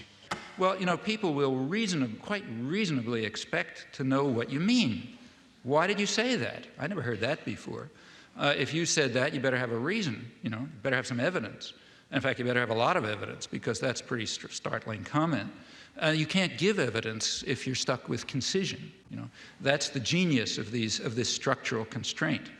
And in my view, if people like, say, Nightline and McNeil Lehrer and so on were smarter, if they were better propagandists, they would let dissidents on, let them on more, in fact. The reason is that they would sound like they're from Neptune. Then comes our special conversation on the Middle East crisis. Tonight's is with the activist, writer, and professor Noam Chomsky. Again, there has been an offer on the table, which we rejected, an Iraqi offer last April, to eliminate their chemical and other unconventional arsenals if Israel were to simultaneously do the same. We rejected it, but I think that should be pursued as well. Sorry to interrupt you. I have to end it there. That's the end of our time. Professor Chomsky, thank you very much for joining us. AT&T has supported the McNeil Lehrer NewsHour since 1983 because quality information and quality communications is our idea of a good connection. AT&T, the right choice. Oh, okay. If you just could you just sit there for half a second? It's just for a two-shot, that's all, and then we can do everything else with it. Okay. Yeah, what about the mic? Is that a problem or not? I think there's some stuff hanging around here. Right, the idea of this one is it's just a shot where I'm seen talking to you and you're seen listening to me. I'll ask you, though, if you don't speak to me or move your lips so that I can be seen to be asking you a question. The reason for the shot is simply this. I'm used to it. Okay, just don't talk to me and I'll keep going, that's the thing. The reason for the shot, I'll explain it through because I usually find that's the easiest way to do it. The reason for the shot is I need a shot where you're sitting and seen, listening to me while I'm asking you a question. We can use the shot to introduce you, explain who you are, where you fit into the piece I'm doing. But if you don't speak to me, I can also use... Got it? Okay, thanks for your time. Righto. If there is a narrower range of opinion in the United States, and it is harder to express a variety of different opinions, why do you live in the U.S.? I think well, first of all, it's my country, and secondly, it's in many ways, as I said before, it's the freest country in the world. I mean, I think there's more possibilities for change here than in any other country I know.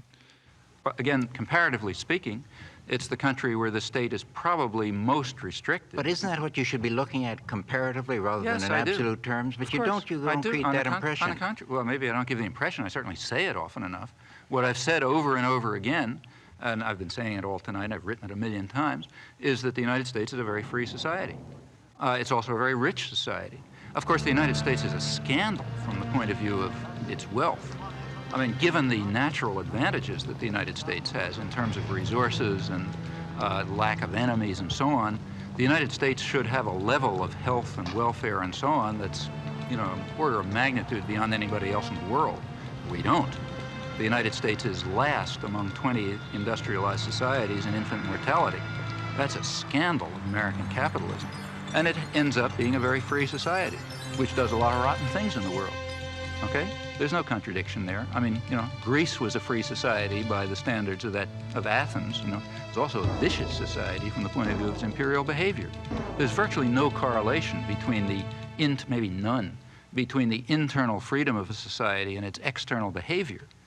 You start your line of discussion at a moment that is historically useful for you. That's what I say. You pick the beginning. Of the post-war world is that the communist imperialists, by the use of terrorism, by deprivation of freedom, have contributed to the continuing bloodshed. And the sad thing about it is not only the bloodshed, but the fact that they seem to dispossess you of the power of rational observation. May I say something? Sure. Yeah. I think that's about 5% true, and or maybe 10% true. It certainly is. Why do you give that? May I complete a sentence? Sure. I mean, it's perfectly true that there were areas of the world, in particular Eastern Europe, where Stalinist imperialism very brutally took control and still maintains control. But there are also very vast areas of the world where we were doing the same thing. And there's quite an interplay in the Cold War. You see, what you just described is I believe, a mythology about the Cold War, which might have been tenable 10 years ago, but which is quite inconsistent with contemporary scholarship. Ask a Czech. Ask a Guatemalan, ask a Dominican, ask President of the Dominican Republic, ask a person from South Vietnam, ask a Thai. Well, obviously, we can't get away. If you can't distinguish between the nature of our venture in Guatemala and the nature of the Soviet Union's in Prague, then we have real difficulty. Explain to me the difference. Sorry. Now, what about making the media more responsive and democratic? Well, there are very narrow limits to that. It's kind of like asking, how do we make corporations more democratic? Well, the only way to do that is get rid of them, I mean, if you have concentrated power, you can, I don't want to say you can do nothing. Like you can, like the church can show up at the stockholders meeting and start screaming about not investing in South Africa. And sometimes that has marginal effects. I don't want to say it has no effects. But you can't really affect the structure of power, because to do that would be a social revolution. And unless you're ready for a social revolution, that is, power is going to be somewhere else, the media are going to have their present structure and they're going to represent their present interests. Now, that's not to say that one shouldn't try to do things. I mean, it makes sense to try to push the limits of a system. It only takes one or two people that think they have integrity as journalists to give you some good press. See, that's important, and that goes back to something that came up before. I mean, there's a lot, there are things are complex. It's not monolithic. I mean, the mass media themselves are complicated institutions with internal contradictions. So on the one hand, there's the commitment to indoctrination and control. But on the other hand, there's the sense of professional integrity. She works alone, as her own boss, writing newspaper columns and producing radio commentaries for a hodgepodge of small clients across the country. This so-called leather-lung Texan has been firing questions at our chief executives for almost 40 years. And many a young man in this country is being disillusioned totally by his government these days. Well, this is a question which you very properly bring to the attention of the nation. It's not that we haven't been holding press conferences. I was just waiting for Sarah to come back. Well, Mr. President, that's very nice of you, and I appreciate it. Sarah, I want to call your attention to a real problem we've got in this country today. Those unique and often terrifying McClendon questions reflect her desire to dig out information. And I wanted to ask your new man what he feels of... With enough know-how and persistence, she usually gets her man. What would you do if you were in a situation where you were trying to be an honest reporter and you were worried sick about your country and you saw how sick it was, and you were facing this weak White House and a weak Congress as a reporter? What would you do? I think there are a lot of reporters who do a very good job. In fact, I have a lot of friends in the press who I think do a terrific job. I know they are, but I mean, they want to. But now what? Well, you have to first of all, you have to understand what the system is, and smart reporters do understand what it is. You have to understand what the pressures are, what the commitments are, what the barriers are, and what the openings are. Like right after the Iran-Contra hearings, a lot of good reporters understood, well, things are going to be a little more open for a couple of months. So they could ram through stories that they knew they couldn't even talk about before. After Watergate. And the same after Watergate. And then, it closes up again and so on. Most people, I imagine, simply internalize the values. That's the easiest way and the most successful way. You just internalize the values, and then you regard yourself, in a way, correctly as acting perfectly freely. All right, let's get to the White House now, where I think veteran correspondent Frank Sesno could tell us a little bit about self-censorship. That inertial guidance system's always going on, isn't it? Is there any formal censorship there? Well, there's no self-censorship, Reed. If somebody tells me something, I'm going to pass it on, unless there's a particular and compelling reason not to. I can't deny that I wouldn't like to have access to the Oval Office and all the same maps and charts and graphs that the president's looking at, but that's not possible, it's not realistic, and it's probably not even desirable.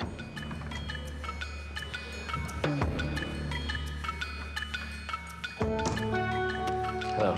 How are you? I'm fine. Go sit down there, please. Welcome to Holland. I'll introduce you first in a few lines. Professor Chomsky, Noam Chomsky, is nu 60 en is ongeveer de meest controversiële intellectueel van Amerika. Dat is ook alweer een platitude, maar zo wordt hij nu eenmaal altijd genoemd. Chomsky has been called the Einstein of modern linguistics. The New York Times has said he's arguably the most important intellectual alive today, but his presence here has sparked a protest. This book that has poisoned the world, and all liar in there. And as a Vietnamese people, we come here to learn the book. Vietnam! Vietnam! He said that in Vietnam there's no violation of human rights and no crime in Cambodia is wrong. Chomsky he's a professor. He's using that to poison the world.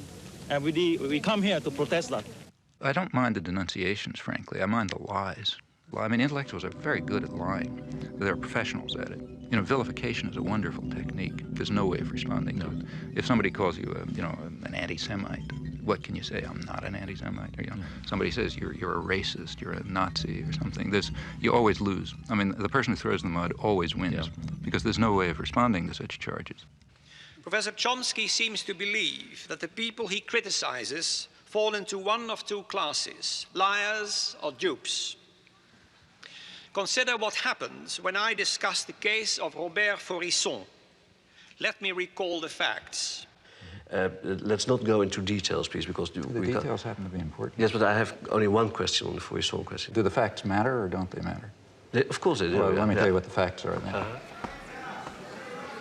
Faurisson says that the massacre of the Jews in the Holocaust is a historic lie. No, this is an important one. It has a lot to do with the topic. Your views are extremely controversial, and perhaps one of the things that has been most controversial and you've been most strongly criticized for was your defense of a French intellectual who was suspended from his university post for contending that there were no Nazi death camps in World War II. My name is Robert Faurisson. I am 60. I am university professor in Lyon, France. Behind me, you may see the courthouse of Paris, the Palais de Justice. In this place, I was convicted many times at the beginning of the 80s. I was charged by 9 associations, mostly Jewish associations, for inciting hatred, racial hatred, for racial defamation, for damage by falsifying a story. Professor Chomsky and a number of other intellectuals signed a petition in which Faurisson is called a respected professor of literature who merely tried to make his findings public. Perhaps we can start with just the story of Robert Faurisson and your involvement. More than 500 people signed, maybe 600, mostly universitaires, scholars. And what happened to the other 499 of them? How come we only hear about Chomsky's signature? Well, I think it's because Chomsky is in himself a kind of political power. I signed a petition calling on the tribunal to defend his civil rights. At that point, the French press, which apparently has no conception of freedom of speech, concluded that since I had called for his civil rights, I was therefore defending his theses. Faurisson then published a book in which he tried to prove that the Nazi gas chambers never existed. What we deny is that there was an extermination program and an extermination actually, especially in gas chambers or gas vans. The book contains a preface written by Professor Chomsky in which he calls Faurisson a relatively apolitical sort of liberal. A communist is a man, a Jew is a man, a Nazi is a man, I am a man. Are you a Nazi? I am not a Nazi. How would you describe yourself politically? Nothing. Preface that you wrote, whether you attached it. That's not the preface that I wrote because I never wrote a preface. And you know that I never wrote a preface. Yeah, he's referring to a statement of mine on civil liberties, which was added to a book in which Faurisson, excuse me. Yes, I used. And the language you use has meaning. That's right. And the language I use. As a political liberal, or as someone whose views can be dignified by the word findings or conclusions, that is a judgment, and that is a favorable judgment of his views. On the contrary. Can I continue with the facts? Yes, you can continue with the facts for hours, but I mean, but there are few facts that, yeah, okay. Let's get to the so-called preface. I was then asked by the person who organized the petition to write a statement on freedom of speech, just banal comments about freedom of speech, pointing out the difference between defending a person's right to express his views and defending the views expressed. So I did that. I wrote a rather banal statement called Some Elementary Remarks on Freedom of Expression, and I told him, do what you like with it. So Pierre produced a book which all the arguments of Faurisson were to be put in front of the court. And we thought wise to use the text of Noam Chomsky as a kind of warning, a foreword, to say that it was a matter of freedom of expression, freedom of thought, freedom of research. Why did you try at the last moment to get it back from the book? That's the one thing I'm sorry about. But that's the real important thing. It's of not. course, You mean the fact that I tried to retract because it? with that you said it was wrong of you No, I to do didn't. it. See, in fact, take a look at what I wrote a letter, which was then publicized, in which I said, look, things have reached the point where the French intellectual community simply is incapable of understanding the issues. At this point, it's just going to confuse matters even more if my comments on freedom of speech happen to be attached to this book, which I didn't know existed. So just to clarify things, you better separate them. Now, in retrospect, I think I probably shouldn't have done that. I should have just said, fine, then let it appear, because it ought to appear. But that's, apart from that, I regard this as not only trivial, but as compared with other positions I've taken on freedom of speech, invisible. I do not think that the state ought to have the right to determine historical truth and to punish people who deviate from it. I'm not willing to give the state that right, even if they happen to But are you denying that the gas chambers ever existed? But I'm saying if you believe in freedom of speech, you believe in freedom of speech for views you don't like. I mean, Goebbels was in favor of freedom of speech for views he liked, right? So was Stalin. If you're in favor of freedom of speech, that means you're in favor of freedom of speech precisely for views you despise. Otherwise, you're not in favor of freedom of speech. There's two positions you can have on freedom of speech. Now, you can decide which position you want. With regard to my defense of the utterly offensive, the people who express utterly offensive views, I haven't the slightest doubt that every commissar says, you're defending that person's views. No, I'm not. I'm defending his right to express them. The difference is crucial, and the difference has been understood outside of fascist circles since the 18th century. Is there anything like objectivity, or scientific objectivity, reality? As a scientist, look, I'm not saying I stand defend on the this views. point? Look, if somebody publishes a scientific article, which I disagree with, I do not say the state ought to put him in jail, right? All right, but you don't have to support him right away and say, you know, I support him just for the sake of everybody saying that, you know, whatever he wants to say. Suppose this guy is taken to court and charged with falsification. Then I'm going to defend him, even if I disagree. But he and that's wasn't what taken happened. to court. Oh, you're wrong. But when did you write the support? I mean, When he was brought to court. And in fact, the only support that I gave him is to say he has a right of freedom of speech, period. There is no doubt in my mind that the example that I gave about this story is the Holocaust that did not exist is very, very typical. I'll give you another example about how much of the American press believes that Faurisson has anything to say, or any press? How much of the press in France? Since I follow... What percentage would you say? I'll tell you. Is it higher than zero? Is it higher than zero? I'll tell you. Have you ever seen anything in any newspaper or any journal saying that this man is anything other than a lunatic? I'll try to answer. I'll try to answer. I think that I just followed the case. That's a simple question. I followed the case 5 or 6 years ago, and I happened to see that Noam Chomsky was in for strong criticism, even from some of his supporters, for doing something which could be interpreted only in terms of a campaign against Israel. Going back years, I am absolutely certain that I've taken far more extreme positions on people who deny the Holocaust than you have. For example, you go back to my earliest articles and you will find that I say that even to enter into the arena of debate on the question of whether the Nazis carried out such atrocities is already to lose one's humanity.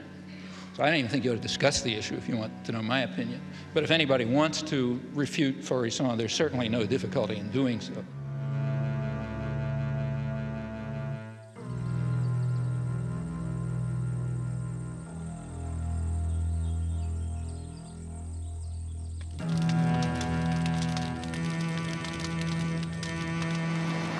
I'm not interested in freedom of speech and all that.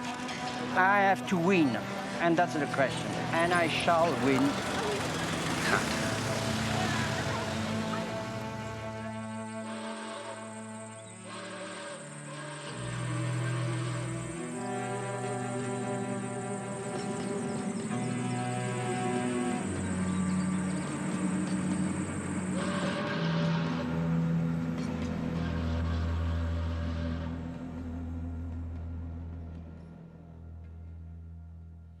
I'm just an ordinary mom who just thinks in terms of, I don't want to someday be holding my grandchildren and watching something horrible happen and feel like I didn't do anything. And I mean, it's obvious what you're doing, And my question is, on a practical level, where do you see the most practical place to put your energy? I mean, tonight I feel in overwhelm, like I feel like it's too big, it's too much to even make a dent in. The way things change is because lots of people are working all the time. And, you know, they're working in their communities, in their workplace, or wherever they happen to be, and they're building up the basis for popular movements which are going to make changes. That's the way everything has ever happened in history, you know, whether it was the end of slavery or whether it was the democratic revolutions or anything you want, you name it, that's the way it worked. You get a very false picture of this from the history books. In the history books, there's a couple of leaders, you know, George Washington or Martin Luther King or whatever. And I don't want to say that those people are unimportant, like Martin Luther King was certainly important, but he was not the civil rights movement. Martin Luther King can appear in the history books because lots of people whose names you will never know and whose names are all forgotten and who may have been killed and so on were working down in the South. When you have active activists and people concerned and people devoting themselves and dedicating themselves to social change or issues or whatever, then people like me can appear, and we can appear to be prominent, but that's only because somebody else is doing the work. My work, whether it's giving hundreds of talks a year or spending 20 hours a week writing letters or writing books, is not directed to intellectuals and politicians. It's directed to what are called ordinary people. Yeah. And what I expect from them is, in fact, exactly what they are, that they should try to understand the world and act in accordance with their decent impulses, and that they should try to improve the world. And many people are willing to do that, but they have to understand. And in fact, as far as I can see, in these things, I feel that I'm simply helping people develop courses of intellectual self-defense. What did you mean by that? What would such a course be? I don't mean go to school, because they're not going to get it there. It means you have to develop an independent mind and work on it. Now, that's extremely hard to do alone. You know, the beauty of our system is it isolates everybody. Each person is sitting alone in front of the tube. You know, it's very hard to have ideas or thoughts under those circumstances. You can't fight the world alone. Some people can, but it's pretty rare. The way to do it is through organization. So courses of intellectual self-defense will have to be in the context of political and other organization. And it makes sense, I think, to look at what the institutions are trying to do and to take that almost as a key. What they're trying to do is what we're trying to combat. If they're trying to keep people isolated and separate and you know, and so on, well, we're trying to do the opposite. We're trying to bring them together. So in your local community, you want to have sources of alternative action. People with parallel concerns may be differently focused, but at the core, sort of similar values and a similar interest in helping people learn how to defend themselves against external power and taking control of their lives and, you know, reaching out your hand to people who need it. That's a common array of concerns. You can learn about your own values and you can figure out how to defend yourself and so on in conjunction with others. Are there one or two publications that I, as an average person, a biologist, can read to bypass this filter of our press? Now, if you ask what media can I turn to get the right answers, first of all, I wouldn't tell you that because I don't think there's an answer. The right answers are what you decide are the right answers. Maybe everything I'm telling you is wrong, okay? Could perfectly well be, I'm not God, but that's nothing for you to figure out. I mean, I could tell you what I think happens to be more or less right, but there isn't any reason why you should pay any attention to it. What impact do you feel alternative media is currently having or could potentially have? I'm actually a little more interested in its potential. And just to define my terms, by alternative media, I'm referring to media that are or could be citizen-controlled as opposed to state or corporate control. You know, that's what's kept people together. To the extent that people are able to do something constructive, it's because they have some way of interacting. I mean, I've always felt it would be a very positive thing, and it should be pushed as far as it can go. I think it's going to have a very hard time. There's just such a concentration of resources and power that alternative media, while extremely important, are going to have quite a battle. It's true there are things which are small successes, but it's because people have just been willing to put in incredible effort. Like, say, take Z Magazine. I mean, that's a national magazine which literally has a staff of 2 and no resources. Tell us a little about Z Magazine, what it is and what makes it different. Go ahead. Go ahead. Thank you. We just wanted to do a magazine that would address all the sides of political life: economics, race, gender, authority, political relations. And we wanted to do it in a way that would incorporate an attention to how to not only understand what's going on, but how to make things better, what to aim toward, and to provide at the same time humor, culture, a kind of a magazine that people could relate to and could get a lot out of and could participate in. And what we wanted to do, which we didn't think was provided by the existing magazines, was to give it a real activist slant so that it could be very useful to the variety of movements in the country. And we just felt there wasn't a magazine that reflected that inspired people and that gave people sort of a strategy and perhaps even a vision of how things could be better.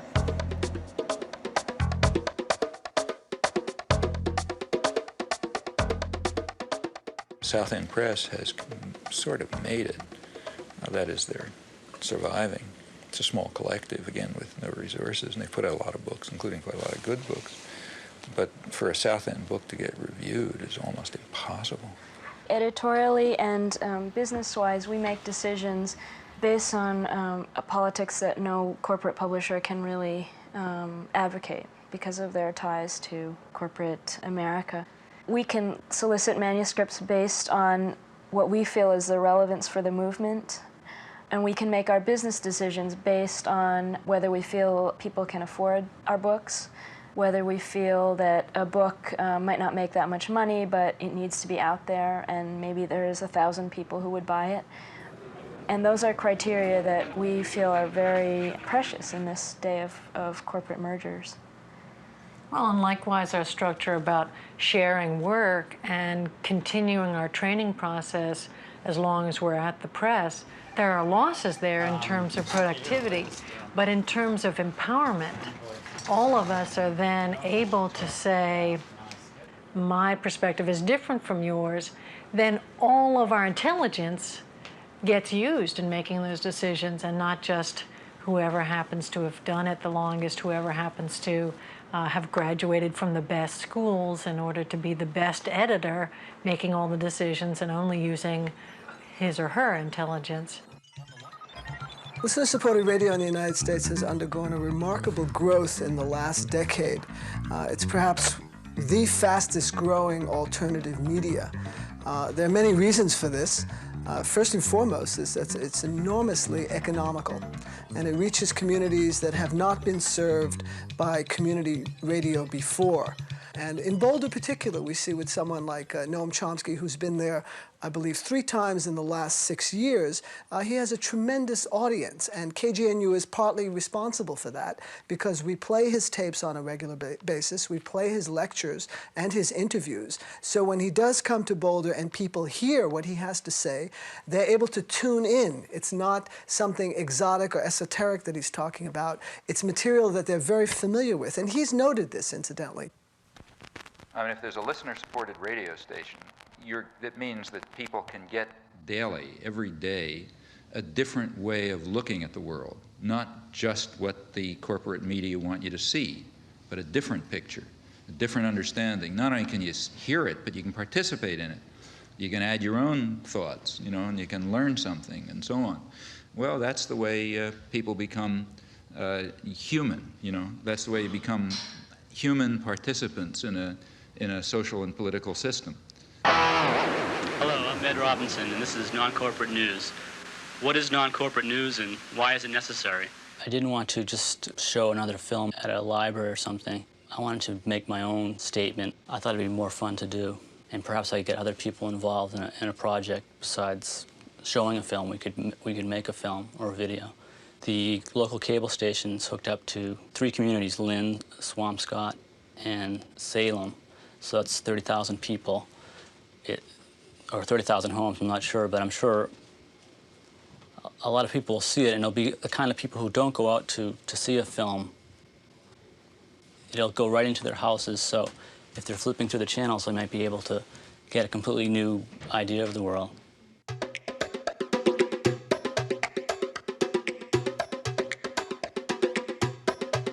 So there's kind of networks of cooperation developed, which, I mean, like here, for example, is a collection of stuff from a friend of mine in Los Angeles who does careful monitoring of the whole press in Los Angeles and a lot of the British press, which he reads, and does selection, so I don't have to read the, you know, the movie reviews and the local gossip and all this kind of stuff, but I get the occasional nugget that sneaks through, and that you find if you're carefully and intelligently and critically reviewing a wide range of press. Well, there are a fair number of people who do this, and we exchange information.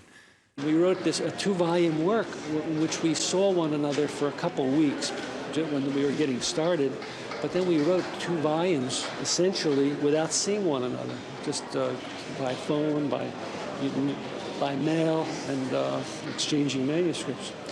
But this takes a lot of communication by mail. My Chomsky file is a couple of feet thick.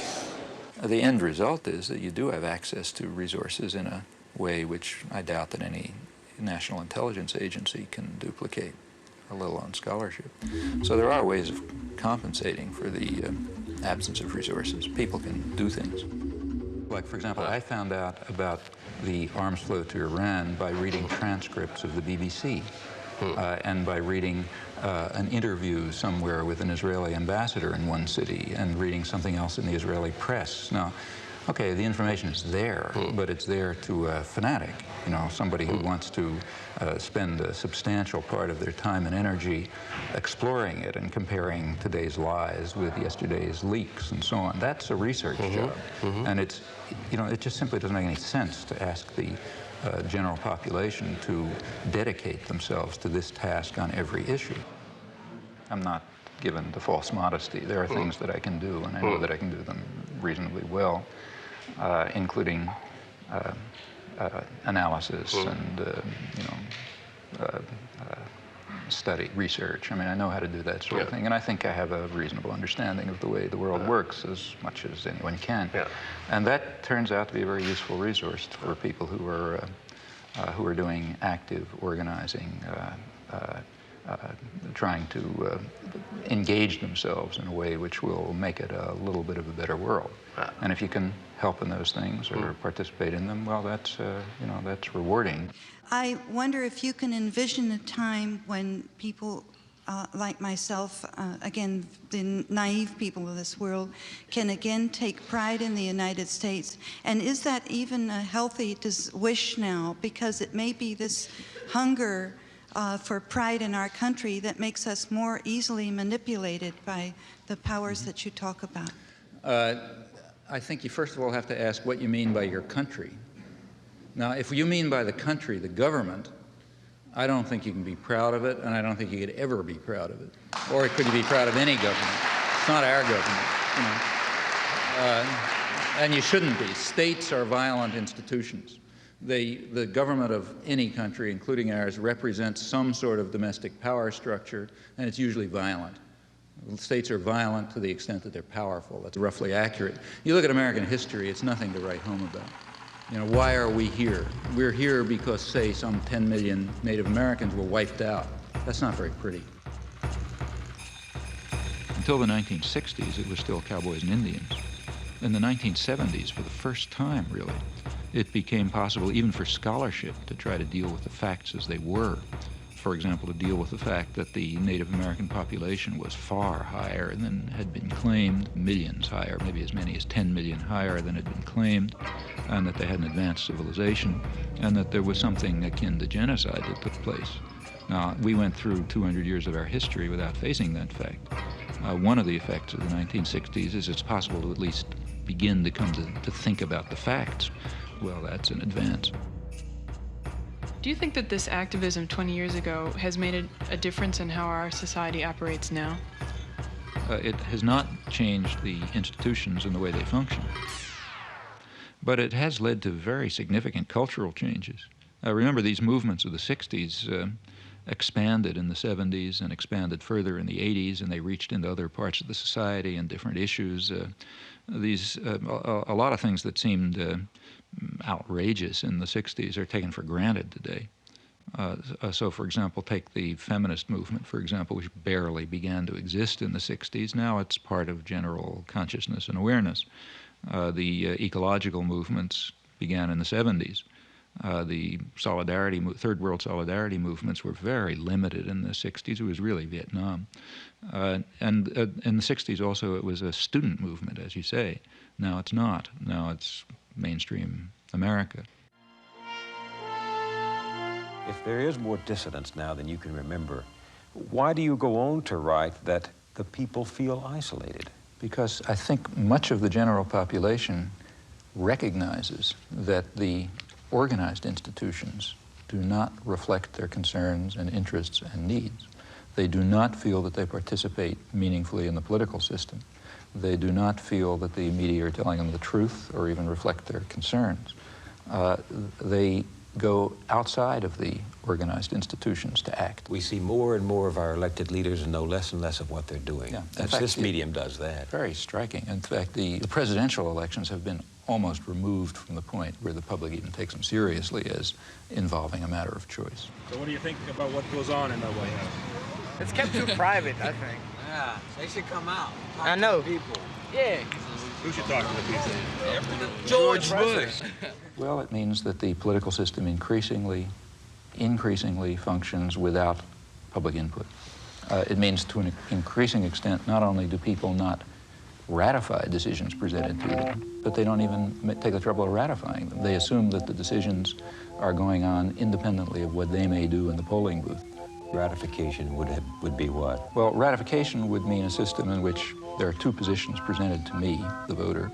I go into the polling booth and I push one or another button depending on which of those positions I want. That's a very limited form of democracy. Really meaningful democracy would mean that I play a role in forming those decisions and creating those positions. And that would be real democracy. That's not We're happening. very far from that. But we're even departing from the point where there is ratification. When you have stage-managed elections with the public relations industry determining what words come out of people's mouth, candidates decide what to say on the basis of tests that determine what the effect will be across the population. Somehow people don't see how profoundly contemptuous that is of democracy.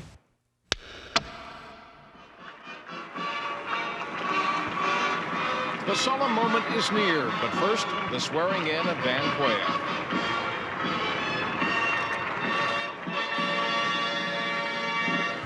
Please move to your seats. For the first time in this century, for the first time in perhaps all history, man does not have to invent a system by which to live. We don't have to talk late into the night about which form of government is better. We don't have to wrest justice from the kings. We only have to summon it from within ourselves. This is a time when the future seems a door you can walk right through into a room called tomorrow. Great nations of the world are moving toward democracy through the door to freedom. The people of the world agitate for free expression and free thought through the door to the moral and intellectual satisfactions that only liberty allows. We know how to secure a more just and prosperous life for man on earth through free markets, free speech, free elections, and the exercise of free will unhampered by the state. I've spoken at 1,000 points of light of all the community organizations that are spread like stars throughout the nation doing good. To the world, too, we offer new engagement and a renewed vow. We will stay strong to protect the peace. The offered hand is a reluctant fist. America is never wholly herself unless she is engaged in high moral principle. We as a people have such a purpose today. It is to make kinder the face of the nation and gentler the face of the world.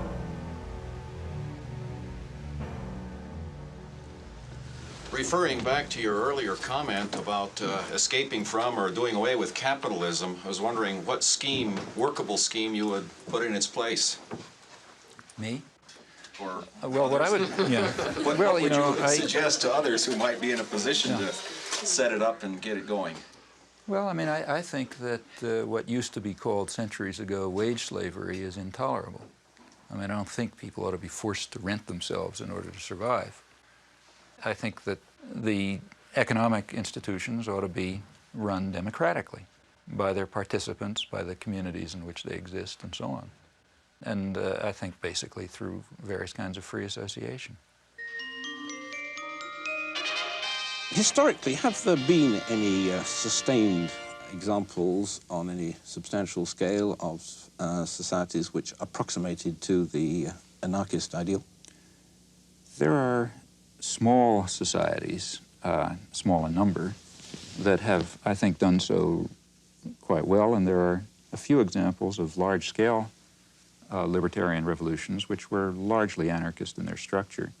As to the first, small societies extending over a long period, I myself think the most dramatic example is perhaps the Israeli kibbutzim, which for a long period, may or may not be true today, really were constructed on anarchist principles, that is, of direct worker control, integration of agriculture, industry, service, personal life on an egalitarian basis with direct and, in fact, quite active participation in self-management, and were, I should think, extraordinarily successful. A good example of a really large-scale anarchist revolution, or largely anarchist revolution, in fact, the best example, to my knowledge, is the Spanish Revolution in 1936. And in fact, you can't tell what would have happened. That anarchist revolution was simply destroyed by force, but during the period in which it was alive, I think it was inspiring testimony to the ability of poor working people to organize, manage their affairs extremely successfully without coercion and control. How far does the success of libertarian socialism or anarchism as a way of life really depend on a fundamental change in the nature of man, both in his motivation, his altruism, and also in his knowledge and sophistication? I think it not only depends on it, but in fact, the whole purpose of libertarian socialism is that it will contribute to it. It will contribute to a spiritual transformation, precisely that kind of great transformation in the way humans conceive of themselves and their ability to act, to decide, to create, to produce, to inquire, precisely that spiritual transformation that social thinkers from the left Marxist tradition, from Luxemburg, say, on over through anarcho-syndicalists have always emphasized. So on the one hand, it requires that spiritual transformation. On the other hand, its purpose is to create institutions which will contribute to that transformation.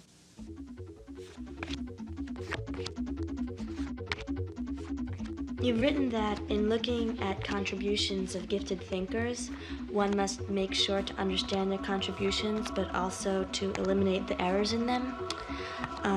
And of your ideas, what would you guess would be discarded and what would be assimilated by future thinkers? Well, I mean, I would assume virtually everything would be discarded. For example, here we have to distinguish. I mean, the work that I do in my professional area, I mean, if I still believed what I believed 10 years ago, I'd assume the field is dead. So I assume that when next time you read a student's paper, you're going to see something that has to be changed, and you continue to make progress. In dealing with social and political issues, in my view, what is at all understood is pretty straightforward. I don't think that there may be deep and complicated things, but if so, they're not understood. The basic ways, to the extent that we understand society at all, it's pretty straightforward. And I don't think that those simple understandings are likely to undergo much change. The point is that you have to work. And that's why the propaganda system is so successful. Very few people are going to have the time or the energy or the commitment to carry out the constant battle that's required to get outside of, McNeil Lehrer or Dan Rather or somebody like that. The easy thing to do, you come home from work, you're tired, you've had a busy day, you're not going to spend the evening carrying out a research project. So you turn on the tube and say, it's probably right. Or you look at the headlines in the paper and then you watch the sports or something. And that's basically the way the system of indoctrination works. Sure, the other stuff is there, but you're going to have to work to find it. Modern industrial civilization has developed within a certain system of convenient myths. The driving force of modern industrial civilization has been individual material gain, which is accepted as legitimate, even praiseworthy, on the grounds that private vices yield public benefits in the classic formulation. Now, it's long been understood very well that a society that is based on this principle will destroy itself in time. It can only persist with whatever suffering and injustice it entails, as long as it's possible to pretend that the destructive forces that humans create are limited, that the world is an infinite resource, and that the world is an infinite garbage can. At this stage of history, either one of two things is possible. Either the general population will take control of its own destiny and will concern itself with community interests, guided by values of solidarity and sympathy and concern for others, or alternatively, there will be no destiny for anyone to control. As long as some specialized class is in a position of authority, it is going to set policy in the special interests that it serves. But the conditions of survival, let alone justice, require rational social planning in the interests of the community as a whole, and by now that means the global community. The question is whether privileged elites should dominate mass communication and should use this power as they tell us they must, namely to impose necessary illusions, to manipulate and deceive the stupid majority and remove them from the public arena. The question in brief is whether democracy and freedom are values to be preserved or threats to be avoided. In this possibly terminal phase of human existence, democracy and freedom are more than values to be treasured. They may well be essential to survival. Thank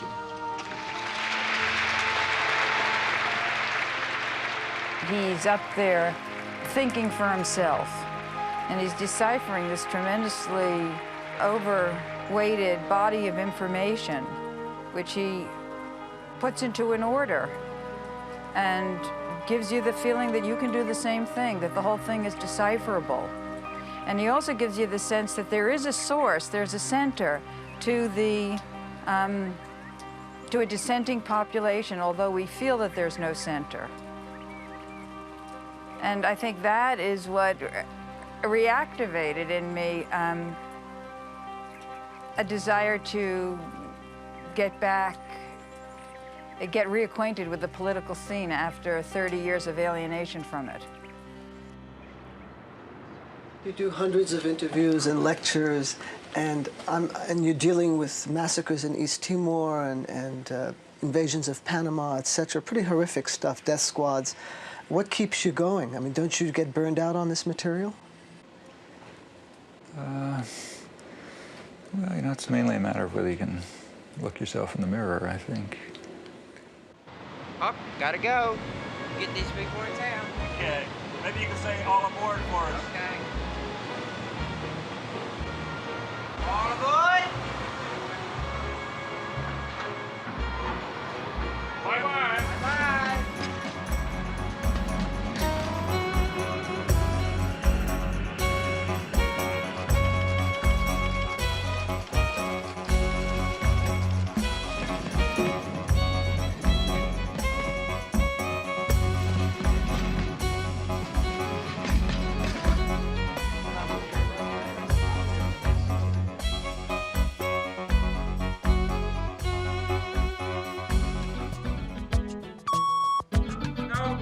Couldn't see it.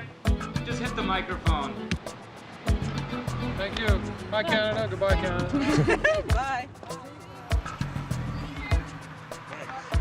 It's like I've gone past the hour that you agreed to. Can I get the introduction? You said that he's from Harvard. Oh, I heard that. Oh, yes, that's true, yeah. We'll bleep it. Sorry about making you answer that. Oh, that's okay. Such short. It worked. Did we hit it in 2 minutes? Or? Well, we did pretty well. Actually, that means less sports, and that's fine with me. You know, the poor people out there, they don't know what's going on. If the people knew what you say here today, there'd be a heck of a change. Thank you.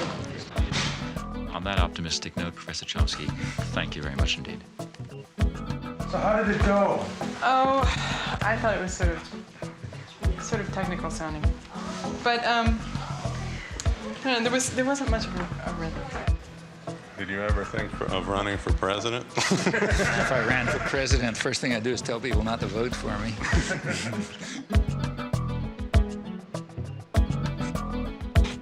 This guy's got to go home. He really does. Yeah. And people still believe that the Celtics, Boston, are the world champions. Why don't you let him go? Thanks.